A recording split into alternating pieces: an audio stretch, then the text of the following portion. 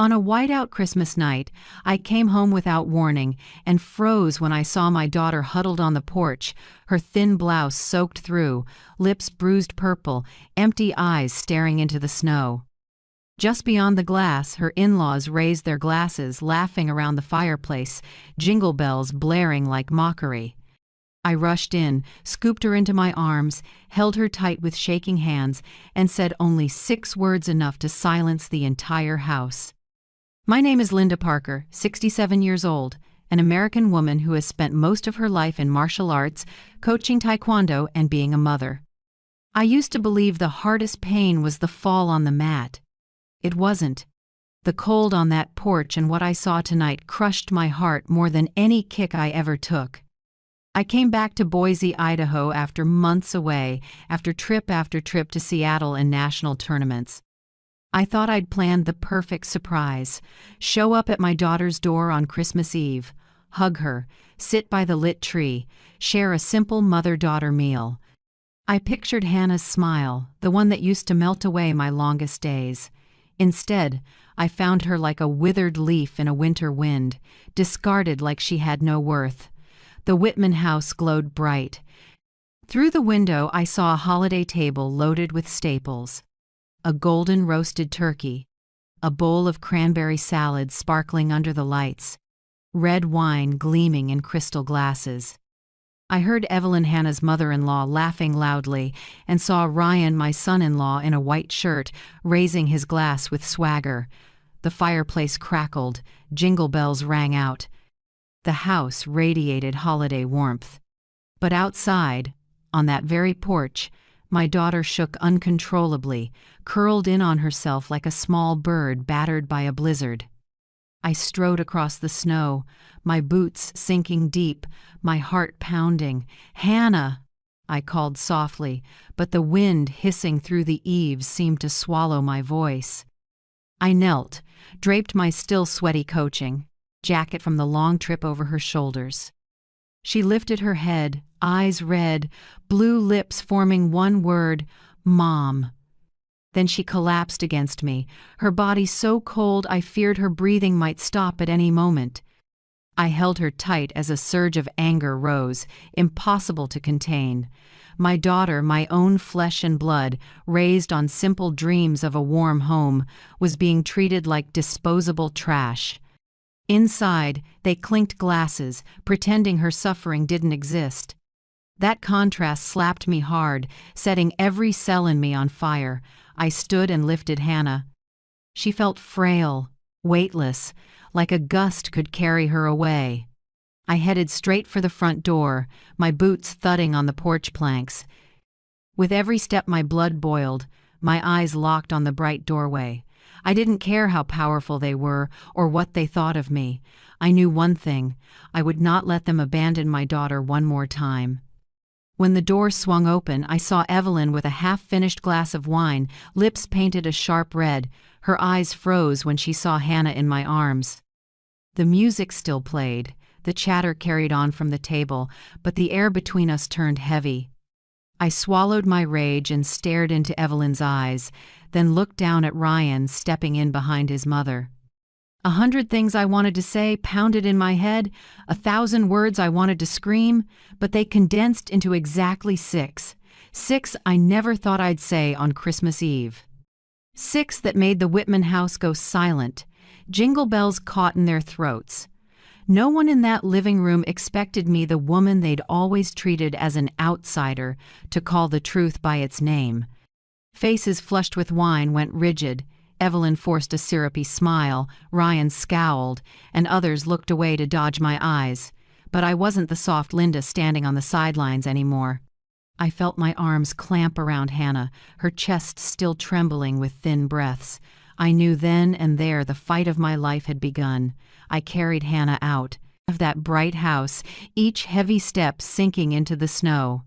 Behind us, glasses clinked, and the Whitmans' laughter swelled again, as if I'd never made their room freeze. No one followed. No explanations.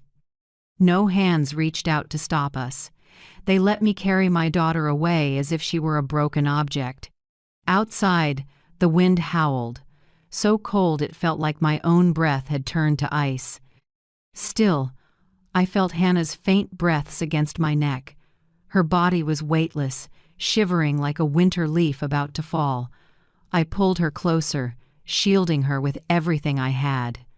Inside me, a slow fire caught hot enough to melt every sheet of ice covering Boise that Christmas Eve. A cab waited at the end of the empty street. I opened the door, settled Hannah in the back seat, wrapped another coat around her, and told the driver to take us straight to my small apartment. The whole ride I was silent, eyes fixed on her face. Her hair was a tangled mess, plastered to her clammy temples. Her eyes were shut, lashes wet. I stroked her hand, the same soft hand that used to grip mine when she learned to walk. Now it was cold, shaking, too weak to squeeze back. The driver kept sneaking looks in the rearview mirror. He must have felt the same numb outrage I did. But he stayed quiet and pressed the gas, cutting through the whiteout. Strangers fear touching another's grief. Me, I had no right to fear anymore. Questions looped through my head. How long had she endured this? How many times had they shoved her into the cold while I had no idea? I felt like a failure. My heart felt cracked.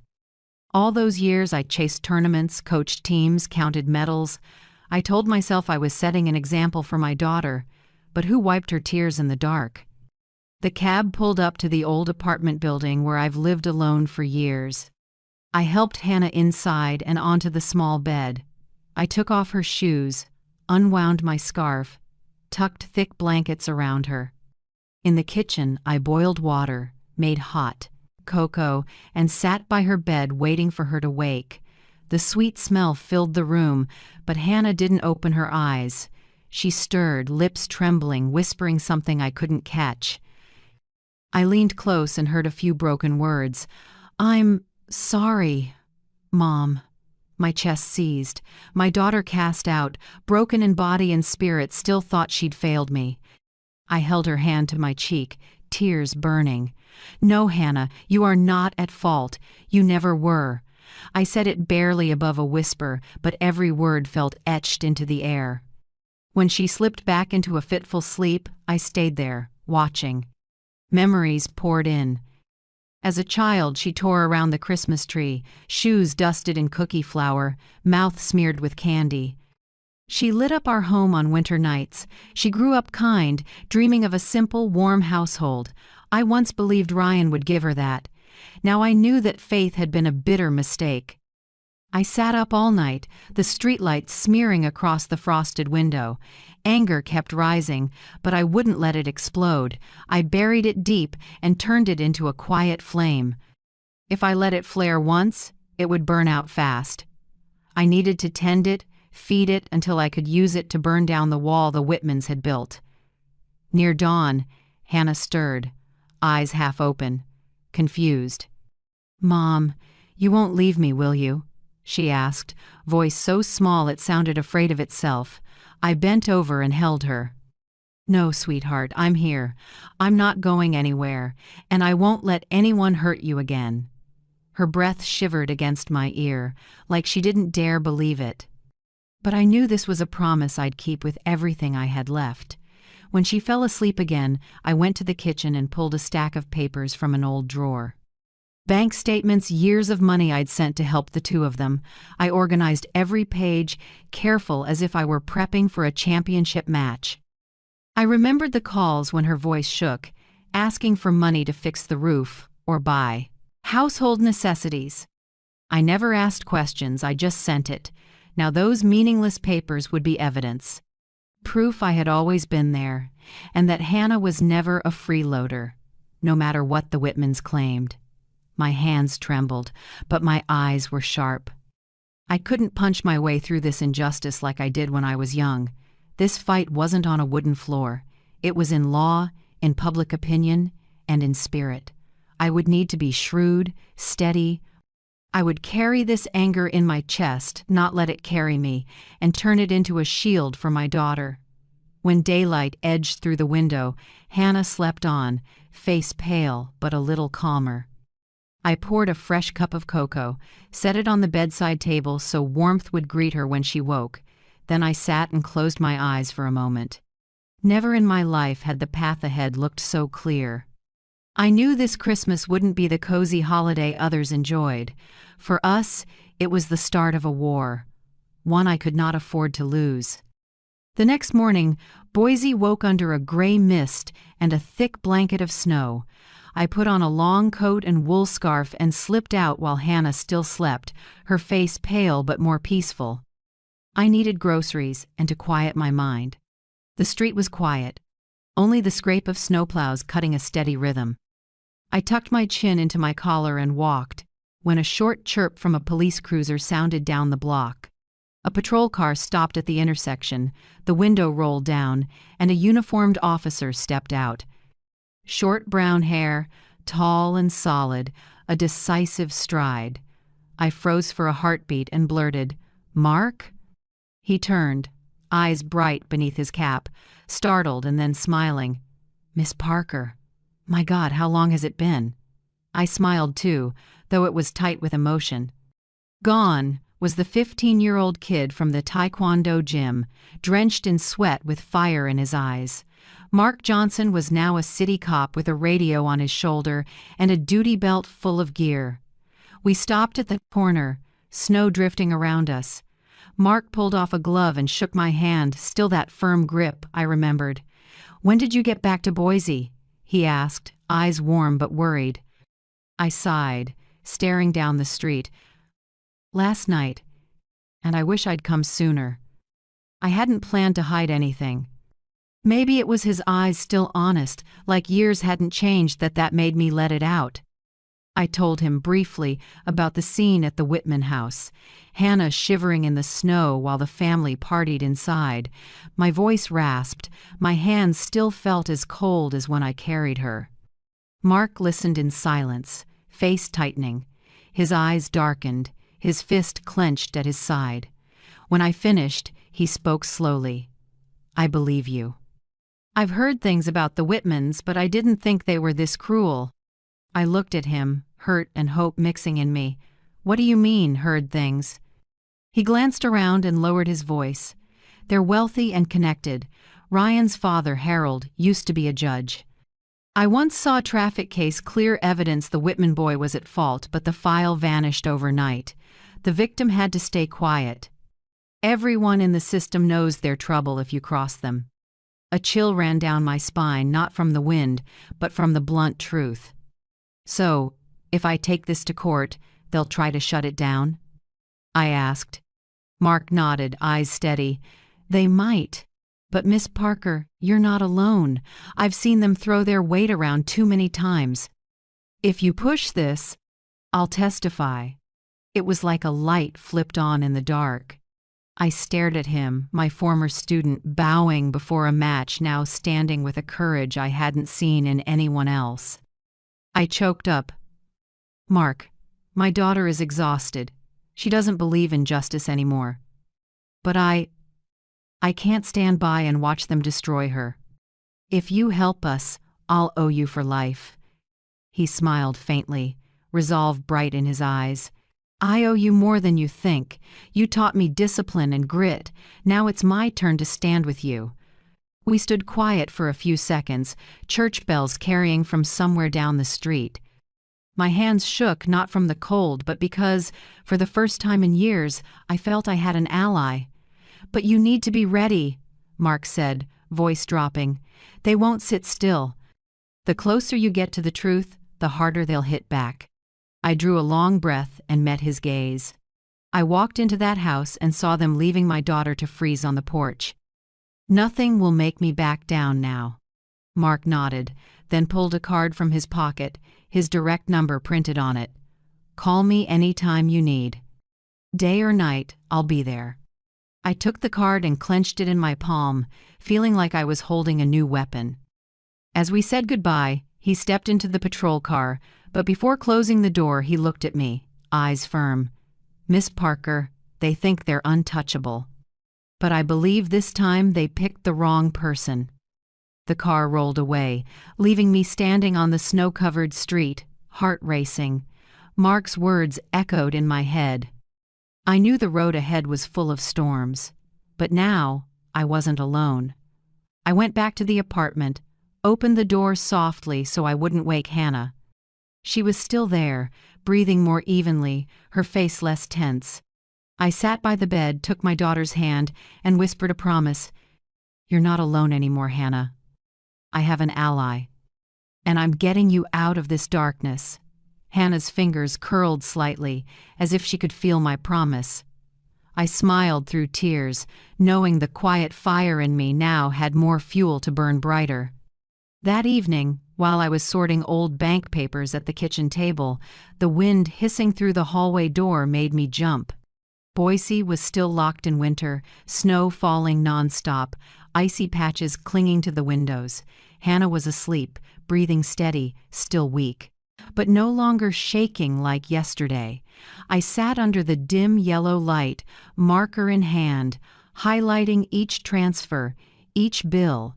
Just then, a soft noise at the door seam. I shivered, stood up, and walked over. In the hallway light, a thick envelope lay quietly on the threshold, like someone had shoved it in and fled. I opened the door and looked around. The corridor stretched on, empty, only the wind howling by the far window. Not a soul. I picked up the envelope, heart pounding. The paper was slightly damp, the bottom corner wet from melted snow. I brought it inside, sat down, and tore it open. Inside was a folded note, messy handwriting, smudged ink, but the line was clear.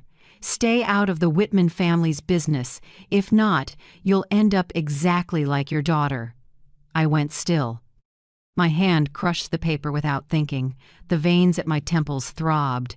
For a moment I heard my heartbeat slam against my ribs, hard and fast like a war drum. I took a deep breath and steadied myself. I wouldn't let fear take the wheel. This wasn't my first threat, but it was the first aimed at my daughter with such spite. I glanced at the bedroom where Hannah slept, her small shoulders rising and falling under the blanket, thinking of all the humiliation she'd endured, and now this shadow over her lit my anger like a fuse. I crumpled the note and pitched it into the trash. The dry thud broke the kitchen silence. I wasn't scared, I was clear-headed. The threat only made me more determined. If I faltered or stayed quiet, Hannah would keep being their victim. I went back to the table, carefully gathering every document, placing them in a clear plastic folder. Bank statements with my name and Hannah's, the monthly transfers I sent. My handwritten notes, "Buy extra groceries, make sure you eat," or "Fix the roof before winter." Now they would be evidence. Proof that I was present, that I helped, and that Ryan and his family twisted everything into a burden and pinned it on Hannah. Staring at the thick folder, memories rushed in. I remembered Hannah sobbing on the phone, saying Ryan told her, "Don't waste money." I remembered sending money for a new space heater, and then she confessed Ryan took it to give his mother a gift. The more I thought, the sharper the pain, but the harder my resolve. I knew I couldn't fight alone. I picked up my phone, hesitated, then dialed James, the older attorney I'd known years ago from my Taekwondo Federation days. His rough, familiar voice came on the line. "Linda? It's been a while. What's going on?" I kept it brief, holding back my anger, though every word shook. James was quiet for a long moment, then said flatly, "I understand, but you need to know this opponent isn't simple. The Whitmans have money and connections. They'll hit back hard. I'm ready for that, James. I'm not afraid for myself. I'm afraid Hannah will collapse before justice finds her." On the other end, I heard a heavy sigh. Then he said, "I'll review the file, but you'll need more witnesses. You alone won't be enough." I immediately thought of Mark. He'd promised to stand with me. The thought calmed me. Maybe this time I wasn't completely alone. After the call, I went to the living room and opened the window to let the cold air rush in. The chill cleared my head. I stood there, looking at the lights in other apartments, listening to the distant laughter of children.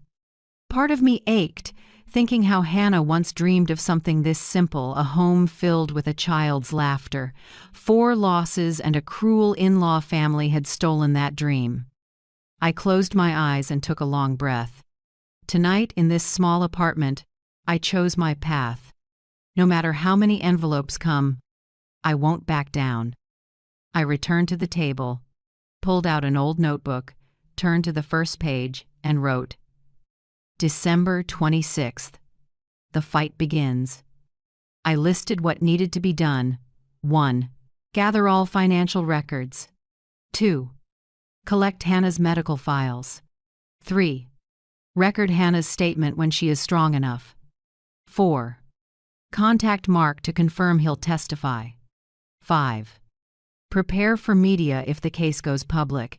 Each line appeared neat and clear, like a battle plan. I felt like the coach I used to be, the one who taught kids to never quit on the mat. The arena had changed, but the rules hadn't. Night thinned out. In the kitchen, only the wall clock ticked. I put the papers away, turned off the light, and went back to the bedroom. Hannah was still asleep, one hand outside the blanket, pale and thin. I held it gently and whispered, "Sleep, sweetheart. I'm ready." Outside, snow kept falling, blanketing the city in cold white. Inside me, a fire rose stronger than ever. The next morning, Hannah woke to weak sunlight slipping through the blinds. I was already on the edge of the bed, holding her hand. She opened her eyes, glanced at me, then turned to the wall like she was afraid to meet her own mother's gaze. I stroked her back and softened my voice. "You don't have to hide from me anymore. I know." Hannah trembled, then burst into tears. All those stored-up tears soaked the pillow. She spoke in broken pieces, voice ragged. "Mom, I lost 4 babies. Every time the bleeding started, I just clutched my stomach and screamed in the bathroom. Ryan stood outside, but he never came in. And his mother, she just shook her head and said I was an embarrassment to their family. I pulled her into my arms, feeling my heart rip into pieces. "Why didn't you call me? Why did you go through this alone?" Hannah gave a twisted, tearful smile. "I did call, but you were always traveling for training, and I didn't want to bother you. I thought, maybe I was just weak, not like other women." I shook my head, tears spilling. "No, Hannah, you were never weak." "They were cruel," she went on, voice dropping to a whisper like wind through a crack. "After the 3rd miscarriage, I started feeling worthless. Ryan stopped looking at me, stopped touching me. He got cold, coming home late, leaving early. I cooked, and no one ate. Evelyn kept needling me. A woman who can't have children is like a dead tree. It hurt so much, Mom. I didn't know who to tell." Every word cut deep. I remembered late-night calls, her muffled sobs, and me telling myself it would pass. I'd lied to myself so I could sleep. I held her tighter and whispered in her ear, "I'm sorry I didn't come sooner, but from now on, you won't be alone." Hannah pressed her face into my shoulder, shaking. I could smell the cheap shampoo in her hair, the scent of sadness. I wanted to take it all away, carry it for her. Some wounds only time and love can heal. When she finally calmed, I sat alone in the living room, looking at the photos on the wall. Little Hannah, golden hair, bright smile, clear blue eyes. She once raced around the taekwondo gym, cheering me on. When she was 6, she ran into my arms and shouted, "You're my superhero, Mom!" And now that superhero was a 67-year-old woman, sitting helpless before her daughter's pain. Tears streamed down my face. But in that flood of memories, I saw something new. Every time Hannah fell, she gave me strength. Each tear was a push. I could not fail. That night, after she fell asleep, I went through the stack again. Every receipt was proof of love trampled on. I remembered sending $5,000 to fix the roof money that vanished. I remembered sending $1,000 for vitamins after a miscarriage, only to learn Ryan used it to throw his sister a birthday party. I added notes to my notebook. All support funds diverted. Need bank confirmations. I closed it and looked out the window. The night was still dark, the wind still howling, but for the first time I saw clearly. Hannah's painful memories would become my weapon. I knew some would doubt us. A court might toss evidence, a lawyer might twist facts, but no one could deny my daughter's tears, and if the law turned its back, I'd turn to the public to hearts that still felt. In that moment, I saw myself back on the mat, legs planted, eyes focused, breathing hard but steady. The difference now was simple. There was no fair referee, and the opponent didn't play by the rules. I went back to the bedroom and pulled the blanket over Hannah. She slept, cheeks still damp, eyelashes flickering. I promised myself these memories of tears would be more than sorrow. They would be why I fight to the end.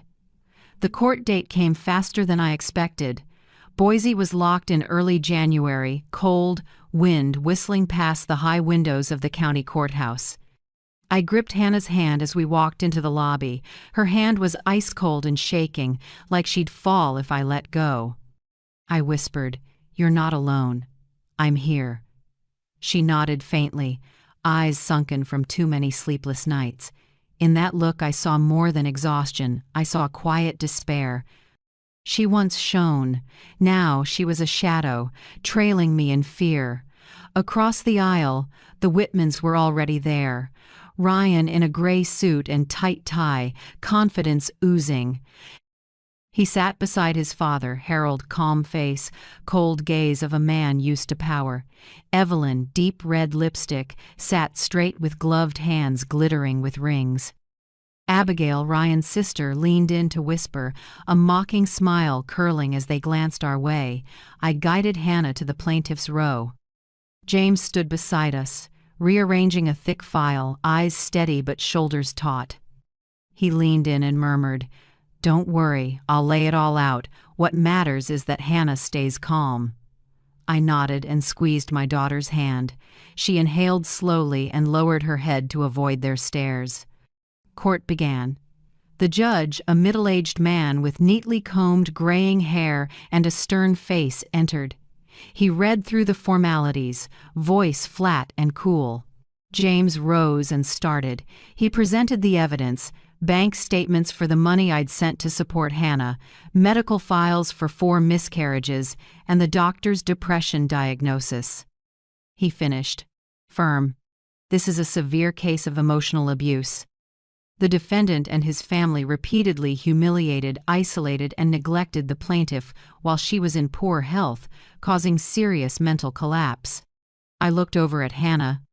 Her eyes were red, but I knew every word James said was the truth she'd lived day after day. Then it was their turn. A young attorney in a black suit with slicked hair stood up.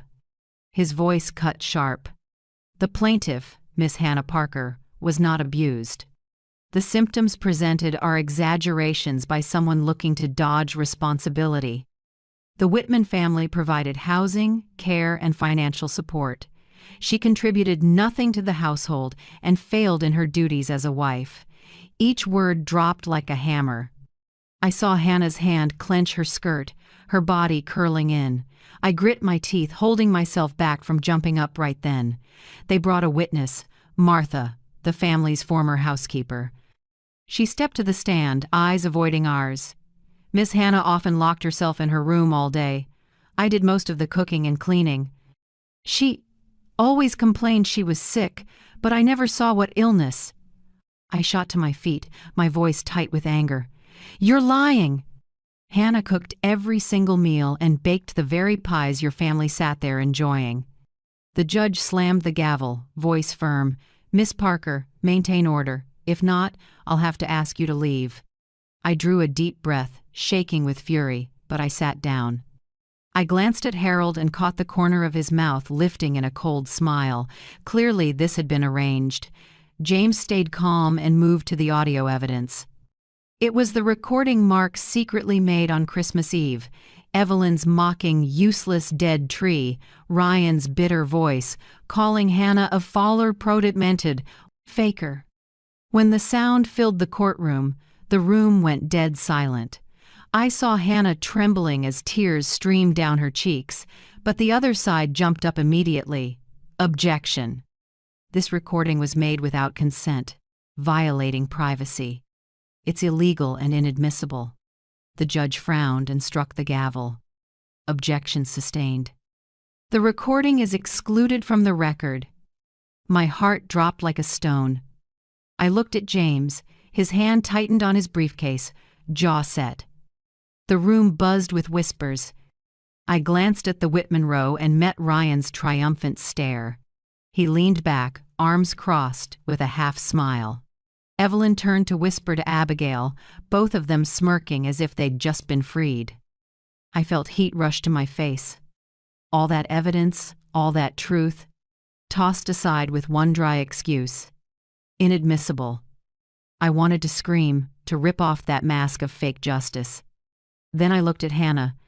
She sat still, shoulders shaking. If I lost control, she'd crumble too. I bit down hard and forced it all inside. The hearing dragged on. Their arguments and cooked-up reports twisted Hannah from victim into a freeloader. Every sentence was salt ground into a wound, but I understood this was only round one of a long fight. When day one ended, I led Hannah out. The late afternoon sky was gray, snow drifting steadily. She walked beside me, heavy steps, eyes cast down like she'd lost faith. I squeezed her shoulder and leaned in to whisper, "Don't be afraid, Hannah. Even if the court turns its back, even if they twist the truth, I won't let you fall." She looked up, eyes full of tears, like a lost child needing something to hold. For a moment I felt like her superhero again, and I swore, no matter how many cracks there are in this system, I'd find a way to drag the truth into the light. The days that followed felt like a nightmare on repeat.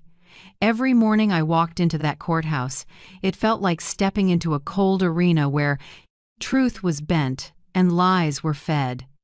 Hannah sat beside me, eyes hollowed, hands freezing. I held her hand tight, trying to pass her whatever warmth I had left. Judgment Day came. The courtroom was packed, the air so heavy it was hard to breathe. Ryan sat upright, smug like victory was certain. Evelyn adjusted her hair and shot me a disdainful glance. Abigail chuckled softly, whispering to her two kids behind her. Harold, the man who'd sat on the bench for decades, leaned back, cool eyes sliding over us like he was watching a show. The judge entered with a file in hand. I watched every move. He read the ruling in a flat, steady voice. The court grants the divorce of the plaintiff, Hannah Parker, from the defendant, Ryan Whitman. A small light flickered in my chest. At least my daughter was free of that nightmare marriage. I squeezed Hannah's hand and nodded, telling her to stay strong. But the next words fell like ice hammers. However, the court does not recognize the allegations of emotional abuse due to insufficient admissible evidence. Regarding asset division, given the defendant's greater financial contribution during the marriage, the majority of marital property shall be awarded to Ryan Whitman. The room went silent. I sat frozen. Not recognized and awarded to Ryan drilled into my ears, drowning out all our effort. Hannah folded into the chair, hands shaking over her face, her quiet sob ripping me apart. I couldn't hold back. I jumped up, voice breaking. "This isn't justice. Leaving my daughter outside in the snow is no evidence? Those blatant insults are not admissible?" The judge slammed the gavel, barking, "Miss Parker, be silent or I will have you removed." I stared him down, tears streaming, and forced myself to sit. My heart hammered. My chest tightened. I glanced across the aisle. Ryan leaned back with a winning grin. Evelyn took a leisurely sip of water. Abigail smirked, eyes gleaming with satisfaction. Harold gave a small nod, like everything had gone exactly to plan. In that moment, I saw naked injustice. not because evidence was lacking, but because the scales had been tipped. When the judge ended the session, people shuffled out. I stayed put, holding Hannah as she shook. Murmurs rippled around us. A few sympathetic looks, but no one came over. Ryan strolled past. He paused, leaned close to my ear, and whispered, "Told you you can't win. Now go back to your little apartment." His breath reeked of wine and made me sick. I wanted to deck him like I once could on the mat, but I knew that would only give him more to use against me. I held his gaze and dropped my voice to steel. "This fight isn't over, Ryan. You will pay for this." He shrugged and smirked, strutting off. Evelyn and Abigail followed, a cloud of heavy perfume and a snicker that cut like a blade. Hannah looked up, tears smeared across her face. She choked. "Mom, I can't do this anymore." I lost. I pulled her in, patting her back, whispering, "No, you haven't. This is a bad verdict, not the end." Her eyes were filled with despair, but for a second I saw a tiny glint, that fragile thread of hope I had to guard. Outside, Boise was grim, snow falling harder. I wrapped my scarf tighter around Hannah's neck and helped her down the steps. Through the crowd, I spotted Mark in uniform, watching us. He gave a small nod, face tense but resolute. He'd seen it all. We headed to the lot, shuffling through the knife-cold wind. Hannah leaned into me, legs like stone. I wrapped an arm around her and made a silent vow. Today's ruling might be a loss, but it's the spark that will make me rise stronger. The Whitmans think they've won, but they don't know this. Hannah Parker's mother will never quit. In the days after, our little apartment felt swallowed by darkness. Hannah sat by the window for hours, watching snow fall and melt, eyes empty like tomorrow had nothing to offer. I cooked breakfast and dinner. Sometimes she'd tap the spoon to the food and set it down. I knew that verdict had crushed the last of her faith. I hurt too, but my pain hardened into a steady anger. I stopped sleeping, sat at the kitchen table night after night, flipping through files, bills, handwritten notes. I replayed Ryan's sneer, Evelyn's contempt, Harold's satisfied smile. They thought they'd won.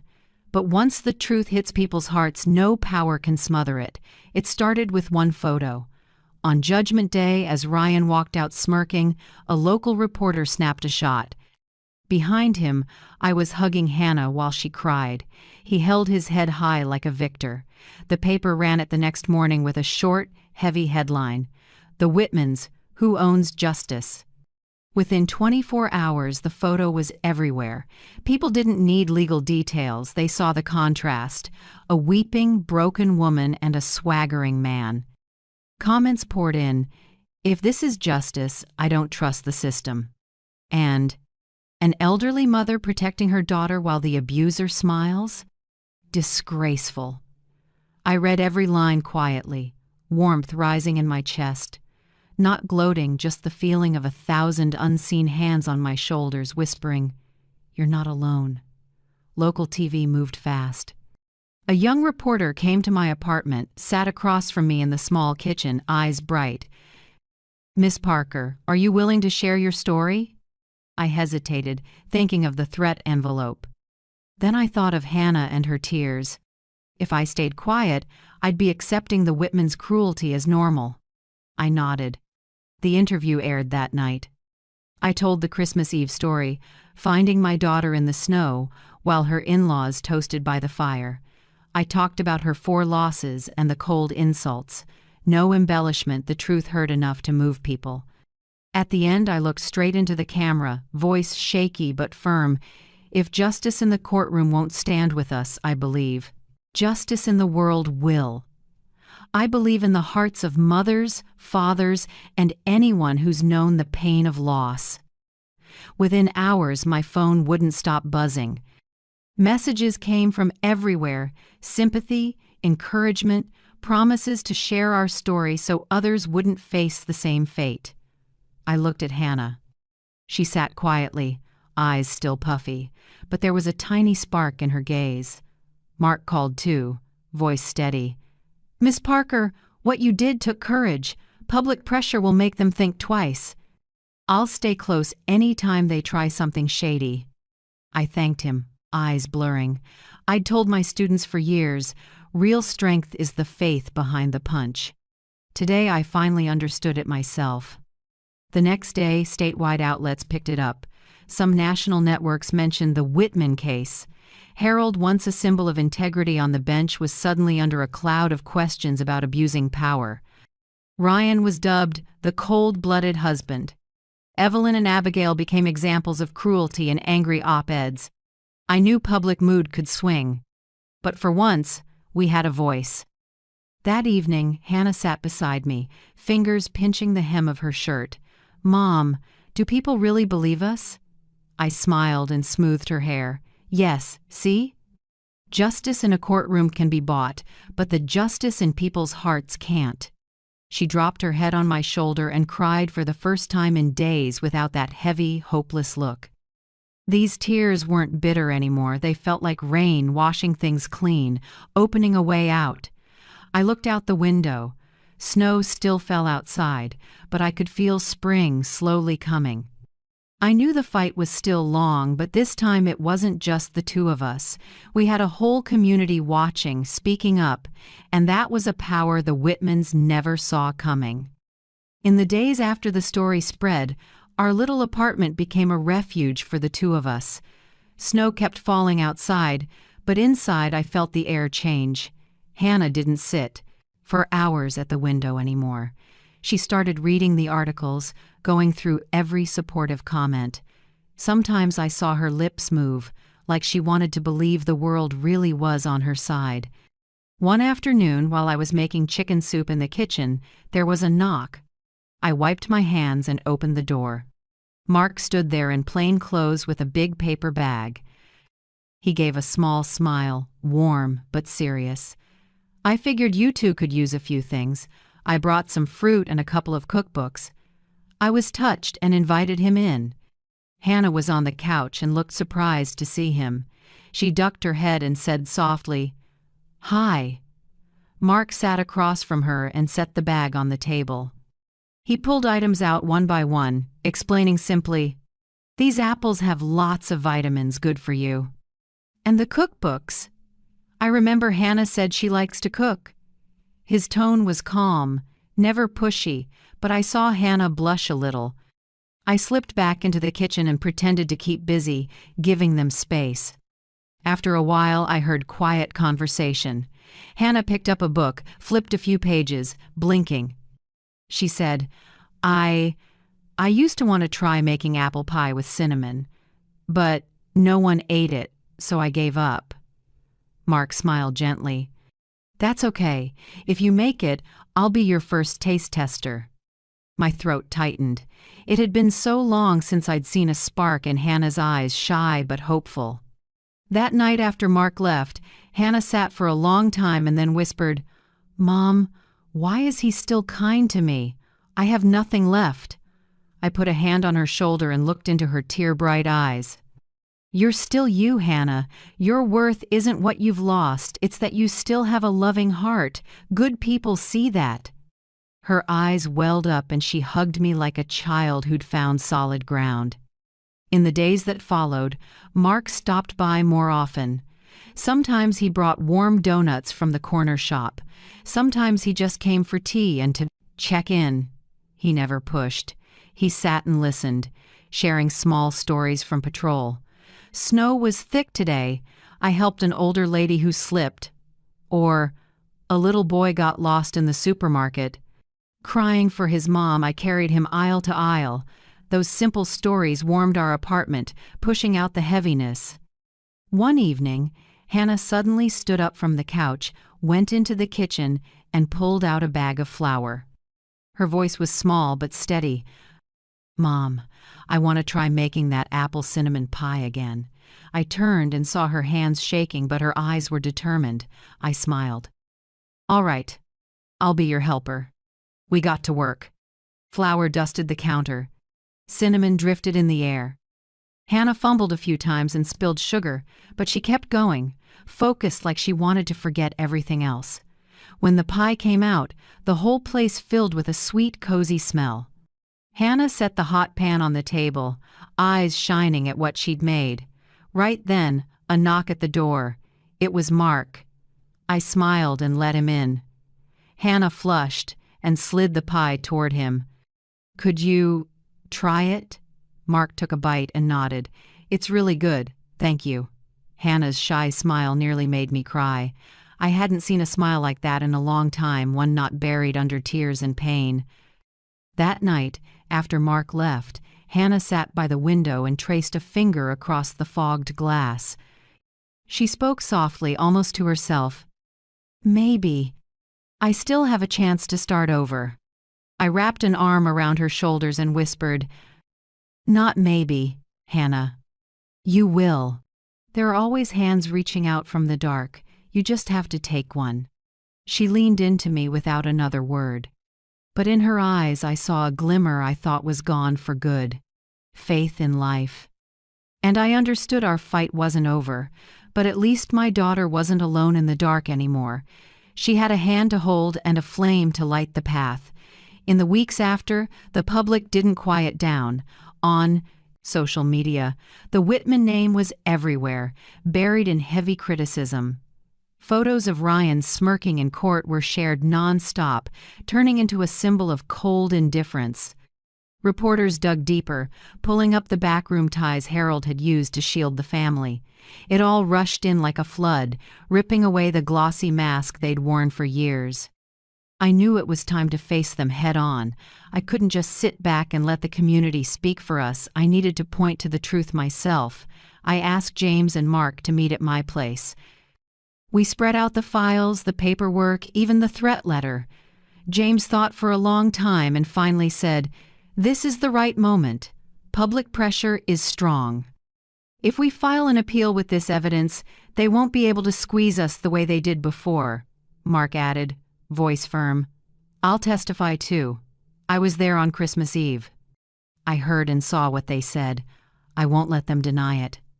I looked at those two men and felt a surge of emotion and resolve. This time, I wasn't walking in alone. On appeal day, Hannah and I entered the courthouse with a different spirit. She was still weak, but she held her head up, hair tied back, eyes not hiding anymore. I squeezed her hand and whispered, "Remember, you're not just a victim. You're a living witness, and you have the right to speak." In the courtroom, the Whitmans didn't look so sure of themselves. Ryan was pale, trying to look calm but glancing around. Evelyn wore a sleek coat, but her hand on her purse trembled. Abigail stared down, afraid to look up. Only Harold kept that proud air, but I saw sweat beading on his forehead. James opened strong with financial and medical records and the threat letter. Then Mark took the stand. He laid out the whole night, from me lifting Hannah off the frozen porch to the insults echoing from the dining room. He spoke slowly and clearly, eyes straight ahead. The room went still. Each word seemed to carve itself into the silence. When it was Ryan's turn, he tried to deny it, snapping, "It's all a misunderstanding. Hannah always plays the victim to milk sympathy." This time, no one bought it. People in the gallery muttered. Some shook their heads. Camera flashes popped, catching his strained face. Evelyn tried to defend herself, but the more she spoke, the more her malice showed. Finally, the new judge, a short-haired woman with sharp eyes, spoke. Her voice was crisp, every word landing clean. "The court recognizes the plaintiff, Hannah Parker, as a victim of prolonged emotional abuse.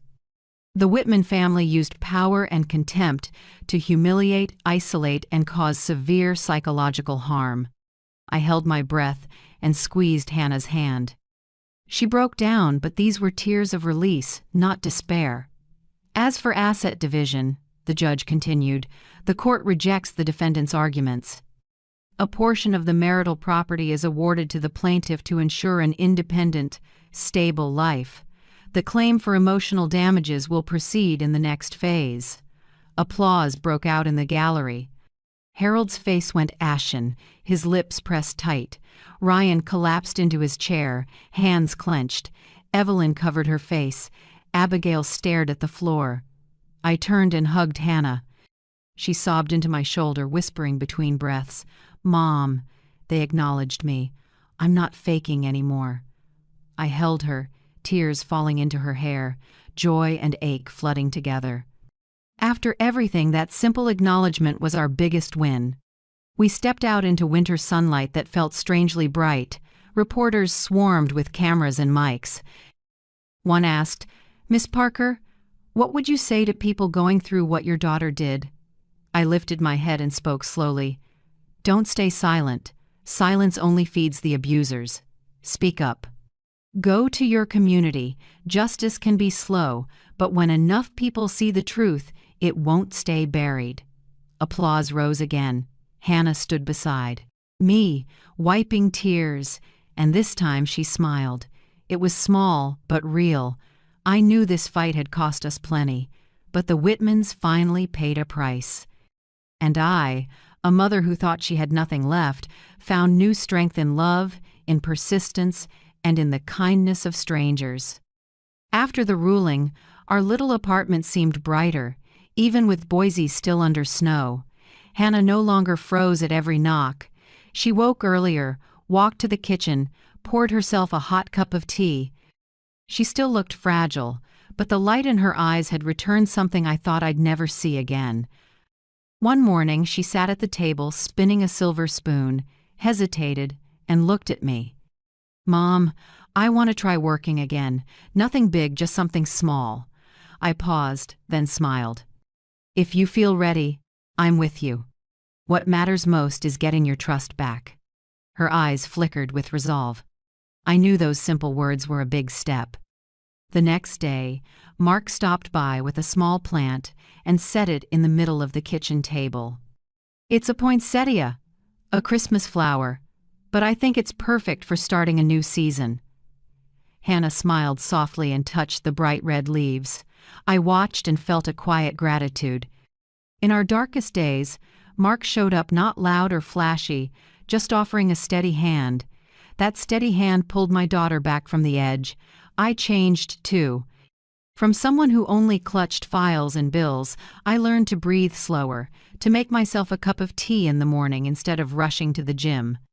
I understood that to protect Hannah, I needed not just fighting strength, but gentleness as well. One afternoon, we went together to Boise's Central Square. It was late winter, but the sunlight stretched warm and golden. People gathered in clusters. Kids ran around the fountain that had been shut off for the cold. Hannah wore a thick sweater, hair tied up neatly. She walked slowly, but each step was steadier. A few people recognized us, middle-aged. A woman came over and placed her hand over Hannah's. "I watched your interview. Sweetheart, you don't need to feel ashamed. You've been stronger than most." Hannah froze for a second, eyes welling. She nodded slightly and whispered, "Thanks." When the woman left, I saw Hannah's shoulders tremble, not from fear this time, but from emotion. That night, back at the apartment, Hannah set her hand on the window glass and watched the snow. She spoke softly, barely above a whisper, but clear. "Mom, I think I can still live a new life." I wrapped an arm around her shoulders and rested my chin on her hair. "Not can, Hannah. You will live a new life, and you deserve it." In the days that followed, Hannah started looking for a part-time job at a small cafe near the square. She came home and told me the owner, a widowed woman, hugged her at their first meeting and said, "We don't just sell coffee here, we sell warmth too." My eyes stung hearing that.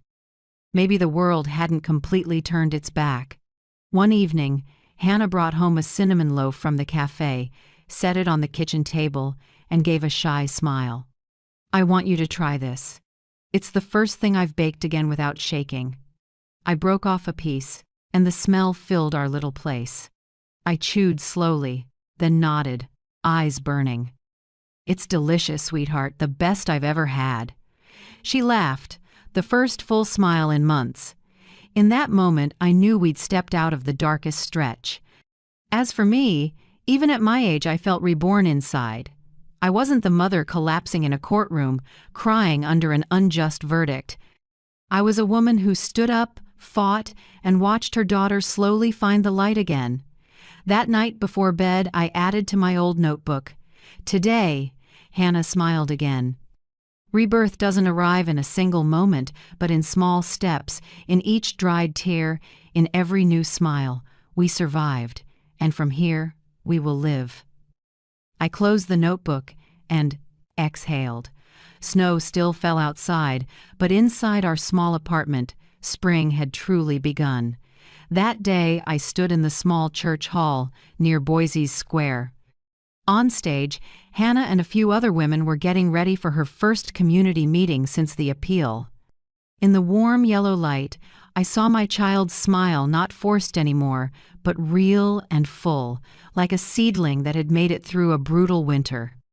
Her eyes lit up when she talked, when she listened, when a young woman shared her own past. I knew Hannah had returned to life, no longer a lost silhouette in a snowy night. Sitting in the audience, I suddenly remembered that Christmas Eve. The wind whipping my face, the whiteout snow, my daughter curled on a stranger's porch, while behind the glass there was dazzling light, loud laughter, and clinking red wine glasses. In that moment, I thought I'd lost everything. But from that despair, I chose not to stay silent. I ran to my child, wrapped her in my arms, and I have never let go since. This journey taught me something deep. Justice in a courtroom can be bent, but justice from the human heart cannot. People can forge papers, use power to hide the truth, but no one can silence the honest voices of those who have suffered and loved. It was the empathy of the community, the thousands of comments, and the eyes of strangers that pulled us out of the dark. I found myself wondering and asking you, the one listening to my story, what would you do? Would you stay silent to keep a fake peace, keep sitting through cold dinners and contemptuous looks? Or would you stand up shaking, even alone, to reclaim your voice and your dignity for yourself and the person you love? Only you can answer that. But if you've stayed with me this far, I believe you're like me. You believe truth deserves to be spoken, and kindness will find its way to where it's needed. I looked back at Hannah and saw her smiling, clapping for another woman's story. The light in her eyes was the greatest reward for the path I chose. I no longer saw myself as just an older mother fighting injustice. I felt part of something bigger, a current of people who dare to speak up, to protect, to love to the end. And now I want to speak directly to you, the one who patiently stayed with me through this long story. Thank you for listening, for giving me the chance to share, and for letting your heart touch the pain and the hope that Hannah and I have carried. If this story moved you, please leave a comment so I know we're not alone. Please like, subscribe, and watch the next videos. Your company and your sharing are the strength that lets me keep telling these stories about motherhood, resilience, and the justice we sometimes have to win with our own hands. Once again, from the bottom of my heart, I'm grateful. May each of us find our own light, just as Hannah found hers again in today's smile. That morning, I had no reason to leave the house, just a vague hunch that pushed me to grab my keys and drive to the old bank on Maple Street. As I walked in, I saw my daughter-in-law, Brianna, in a cream suit, talking to the branch manager. She was holding a stack of medical papers, her voice clear. She's no longer mentally competent. The doctor has confirmed it. I froze, as if every sound around me vanished. Then a cold truth slammed into my chest. She was plotting to take everything my husband and I had built over 40 years. But Brianna had no idea what I did next that morning would make her pay dearly for every lie. If you're still listening, tell me where you're watching from. Every comment you leave is another mark in this journey. And if this story has touched you, don't forget to hit like so it can reach even further. I'm Marjorie Hale, 69 years old, a widow for almost 7 years. I live in a small white house in the suburbs of Portland, Oregon, where my husband Robert and I once planted rose bushes along the porch. My life is simple, steady. Make coffee, read the paper, tend a few small cacti, then stroll the neighborhood.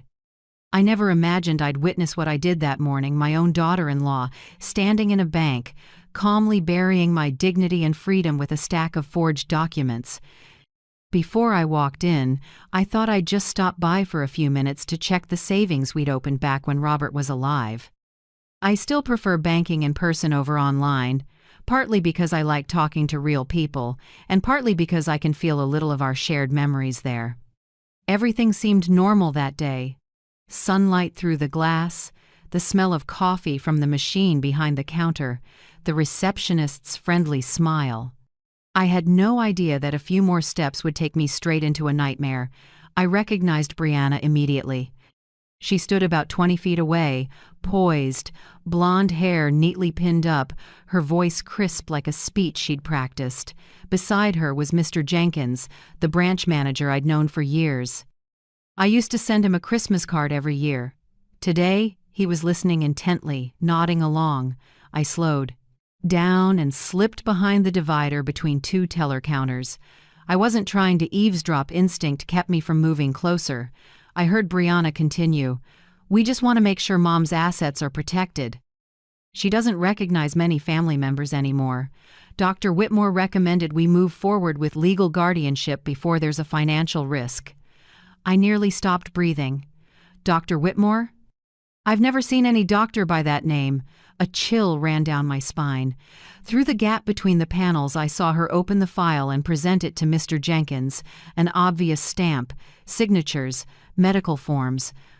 She added, with practiced sympathy, "This has been very hard for us, but it's necessary." "We?" I repeated silently.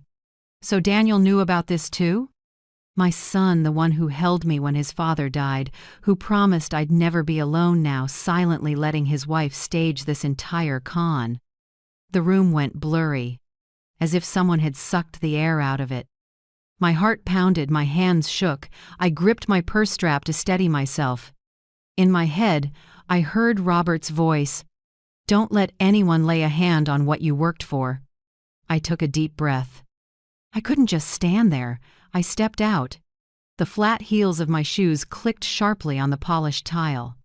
Heads turned. Mr. Jenkins looked surprised. Brianna whipped around. For a second, her face went pale, then snapped into a fragile smile. "Mom? What are you doing here?" Her voice caught, stiff and unnatural. I straightened, clutching my bag. "I came to check my own accounts," I said, calm enough to surprise myself. "And you seem to be doing that for me?" The lobby's air went heavy. Mr. Jenkins glanced between us, clearly uneasy.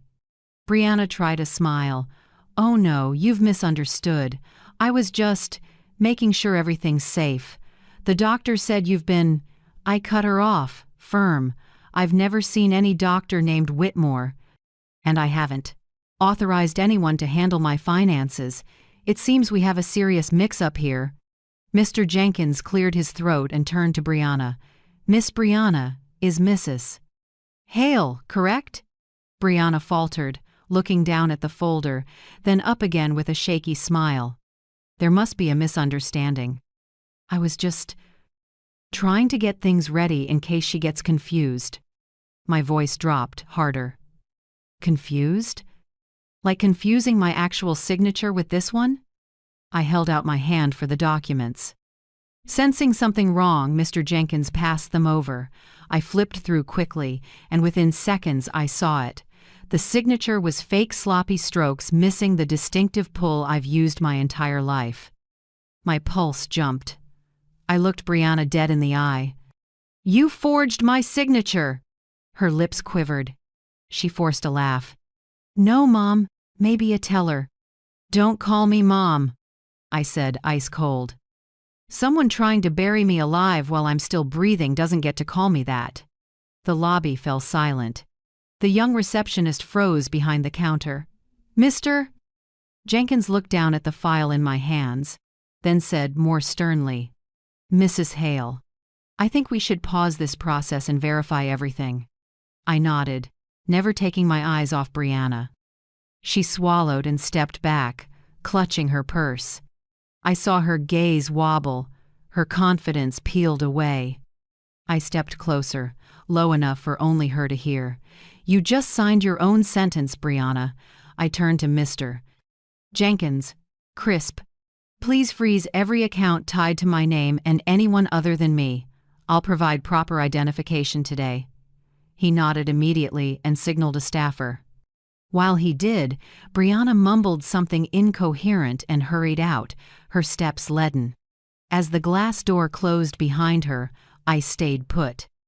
My body shook not from fear but from a cold, steady anger that felt almost like calm. I knew everything had changed. I walked out with the file in my down hand and crossed the lot. Sunlight flashed off the hood, making me squint. I sat behind the wheel and gripped it tight. My heart still hammered, but I knew I'd just secured the first weapon in a fight they didn't realize they'd started. The drive home felt longer than usual.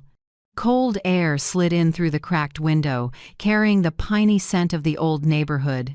In the rearview mirror, I saw my own face, tired but not weak.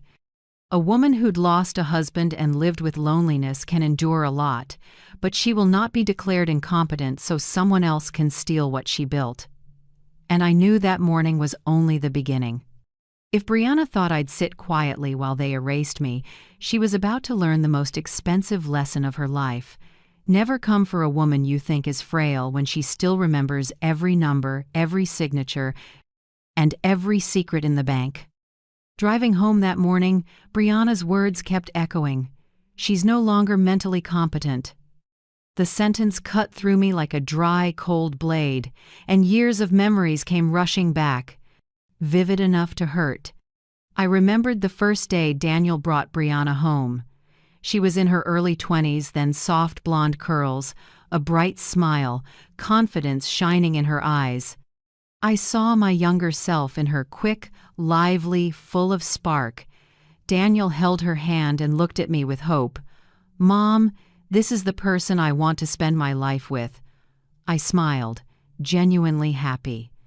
After years of Daniel burying himself in work, I just wanted him to find someone who made him happy. We held the wedding in the backyard where Robert and I had planted lavender and climbing roses along the white fence. Brianna wore a simple lace dress, glowing in the sunday. I told my best friend that day, "I feel lucky Daniel found a daughter-in-law who's educated and well-mannered." Back then, everyone adored her. Polite, attentive, socially smooth. Family members said, "Your daughter-in-law is a gem." I felt proud, lucky even. Life stayed peaceful until Robert died. After the funeral, the house felt frighteningly empty. The laughter, doors opening, morning greetings gone. Daniel visited often, and a few weeks later, it was Brianna who suggested, "Mom, why don't we move in with you? The house is big, and I can take better care of you." I was surprised, touched. Not many people these days choose to live with their mother-in-law. I asked, "Are you sure?" "I don't want to be a burden." Brianna smiled, touching my shoulder. "Not at all, Mom. We want to be close." I believed her. I believed the way mothers do when they want to see the good in their children. So they moved in. At first it was pleasant. Brianna woke early, made breakfast, asked if I wanted tea or coffee. She called me Mom, in a sweet, sincere tone that made it hard not to respond. Evenings, the three of us ate together, talking about work, neighbors, and memories of Robert. Sometimes I'd look at Daniel's smile and feel a rare peace. "You can rest now, Robert." Brianna even encouraged me to get out more. She signed me up for a senior yoga class nearby and bought me a new teal sweater. One fall evening on the porch, I told stories about the old days when Robert and I started our tiny accounting office. Daniel leaned on his wife's shoulder, smiling. The warm porch light over the three of us made me think I'd found home again. Then, like all things too good to be true, the changes crept in. It started small. One night, when I went to pay the electric bill, Brianna said, "Mom, let me do it. I'm used to these websites, no risk of typing something wrong." She sounded reasonable. I nodded. Help is help. A few weeks later, she said, "Let me reorganize your financial papers, Mom. I can consolidate accounts so they're easier to track." "Everything's online now." I hesitated, but Daniel chimed in. "Let Brianna handle it, Mom. She's great at this." She studied finance. So I gave her the file cabinet key, then, little by little, my online banking passwords. All because I trusted that a daughter-in-law helps her mother-in-law. At first, she reported every expense. She printed statements, left them on the kitchen table, even used pink sticky notes. Plumber, $85. Car insurance, $140. I appreciated the neatness. I even told a neighbor, "I'm so lucky my daughter-in-law handles everything. I don't have to worry." I didn't realize I was cutting the last thread between me and my autonomy. Time passed, and the help became habit. Every new bill, "I'll handle it, Mom. You rest." Then she started retrieving my bank mail. She said, "Mail's mostly ads now. I'll screen it first, saves time." I nodded, unconcerned. I trusted too much. One morning I checked the mailbox earlier than usual, empty. Brianna stood in the kitchen holding a few envelopes. She flinched when I walked in, then forced a smile. "I was going to bring these up for you." I smiled back, not suspecting a thing. Daniel got busier out early, home late. Brianna ran the house. Meals, finances, repairs, taxes. I felt like a guest in my own home, but told myself, the kids want to help. Nothing wrong with that. Late one night, trying to confirm a routine checkup, I found my bank email password had changed. I asked Brianna. She smiled. "I updated security." "Don't worry, I saved everything." I nodded, though something felt off. I pushed the doubt away. But the truth is, every time I gave up a small bit of control, I handed Brianna a bigger piece of power. I remember New Year's Eve when I wanted to donate to Robert's favorite charity. Brianna stopped me. "Mom, wait until the new year. We've got lots of expenses at the end of the month." I stayed quiet. For the first time in my life, I felt like I had to ask permission to use my own money. Only when I sat in that bank and saw her holding papers with my name stamped on them did I realize this had been set up for a long time. Every small step, every sweet word, every dutiful gesture, just a polished cover for a scheme I helped enable. The worst part wasn't the betrayal, it was knowing I'd smiled and opened the door for the betrayer to walk right in. I don't know exactly when things went off track, but the smallest details always spoke first. One morning I checked the mailbox like usual. I love flipping through a paper or two, a few envelopes, sometimes a postcard from an old friend. But that day, it was empty, just a torn ad.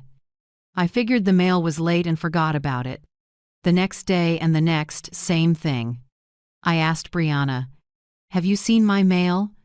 "It's been a week, no bills or notices." She answered lightly, "They probably switched to electronic, Mom. I set that up so nothing gets lost." I nodded, it made sense. But when I asked for statements or forms to sign, she said, "Don't worry, I printed everything. I'll hold on to it so it doesn't get misplaced." Soon, nothing arrived at my address. Even thank you letters from charities I'd supported for years disappeared. I chalked it up to the times everything online now. Only when I saw a new bank card did I pause. One afternoon, Brianna walked in, beaming. "Mom, the bank sent you a new card." They upgraded their security and reissued everyone. She held it up, then added casually, "Let me keep it for you since you tend to leave your wallet in your coat." I hesitated, then let it go. She'd been paying bills for months after all. I smiled and nodded. She slipped the card into her own wallet like it already belonged there. I started to feel out of control without knowing why. Then the doctor's appointments. I've kept regular checkups every 6 months since Robert passed. I called to confirm my slot, and the nurse sounded surprised. "Mrs. Hale, we got a message from your family to move it to next month." I froze. "From my family? Who called?" She said, A woman named Brianna Hale. She said you were tired and needed more rest. A tightness caught in my throat. I'd never authorized that. When I asked Brianna, she smiled, too gentle to be angry at. I thought you forgot. You said you weren't ready that day, so I rescheduled. I shook my head. I don't remember saying that. She laughed. You've had a lot on your mind. That answer, which sounded harmless, kept me up all night.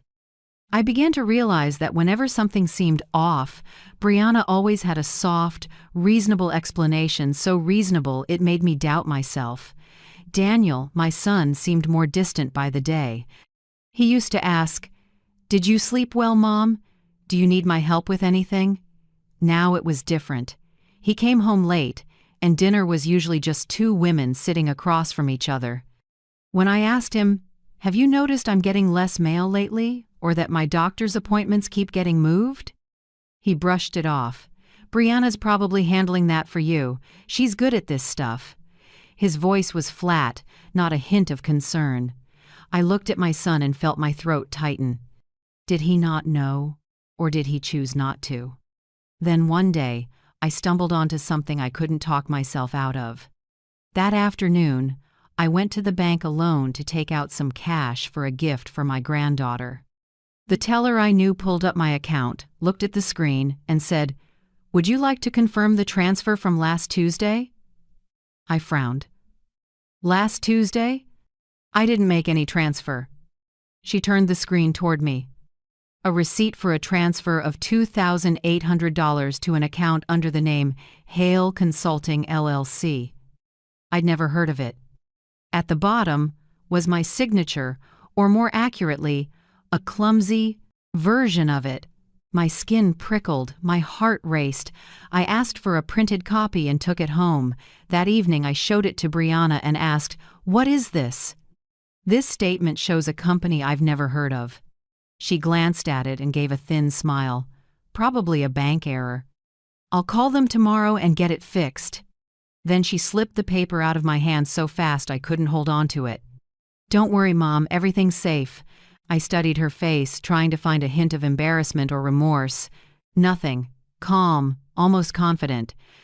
That night I sat alone in the living room, the warm light falling on the family photos on the wall. In one frame I'm smiling between Daniel and Brianna, their hands on my shoulders.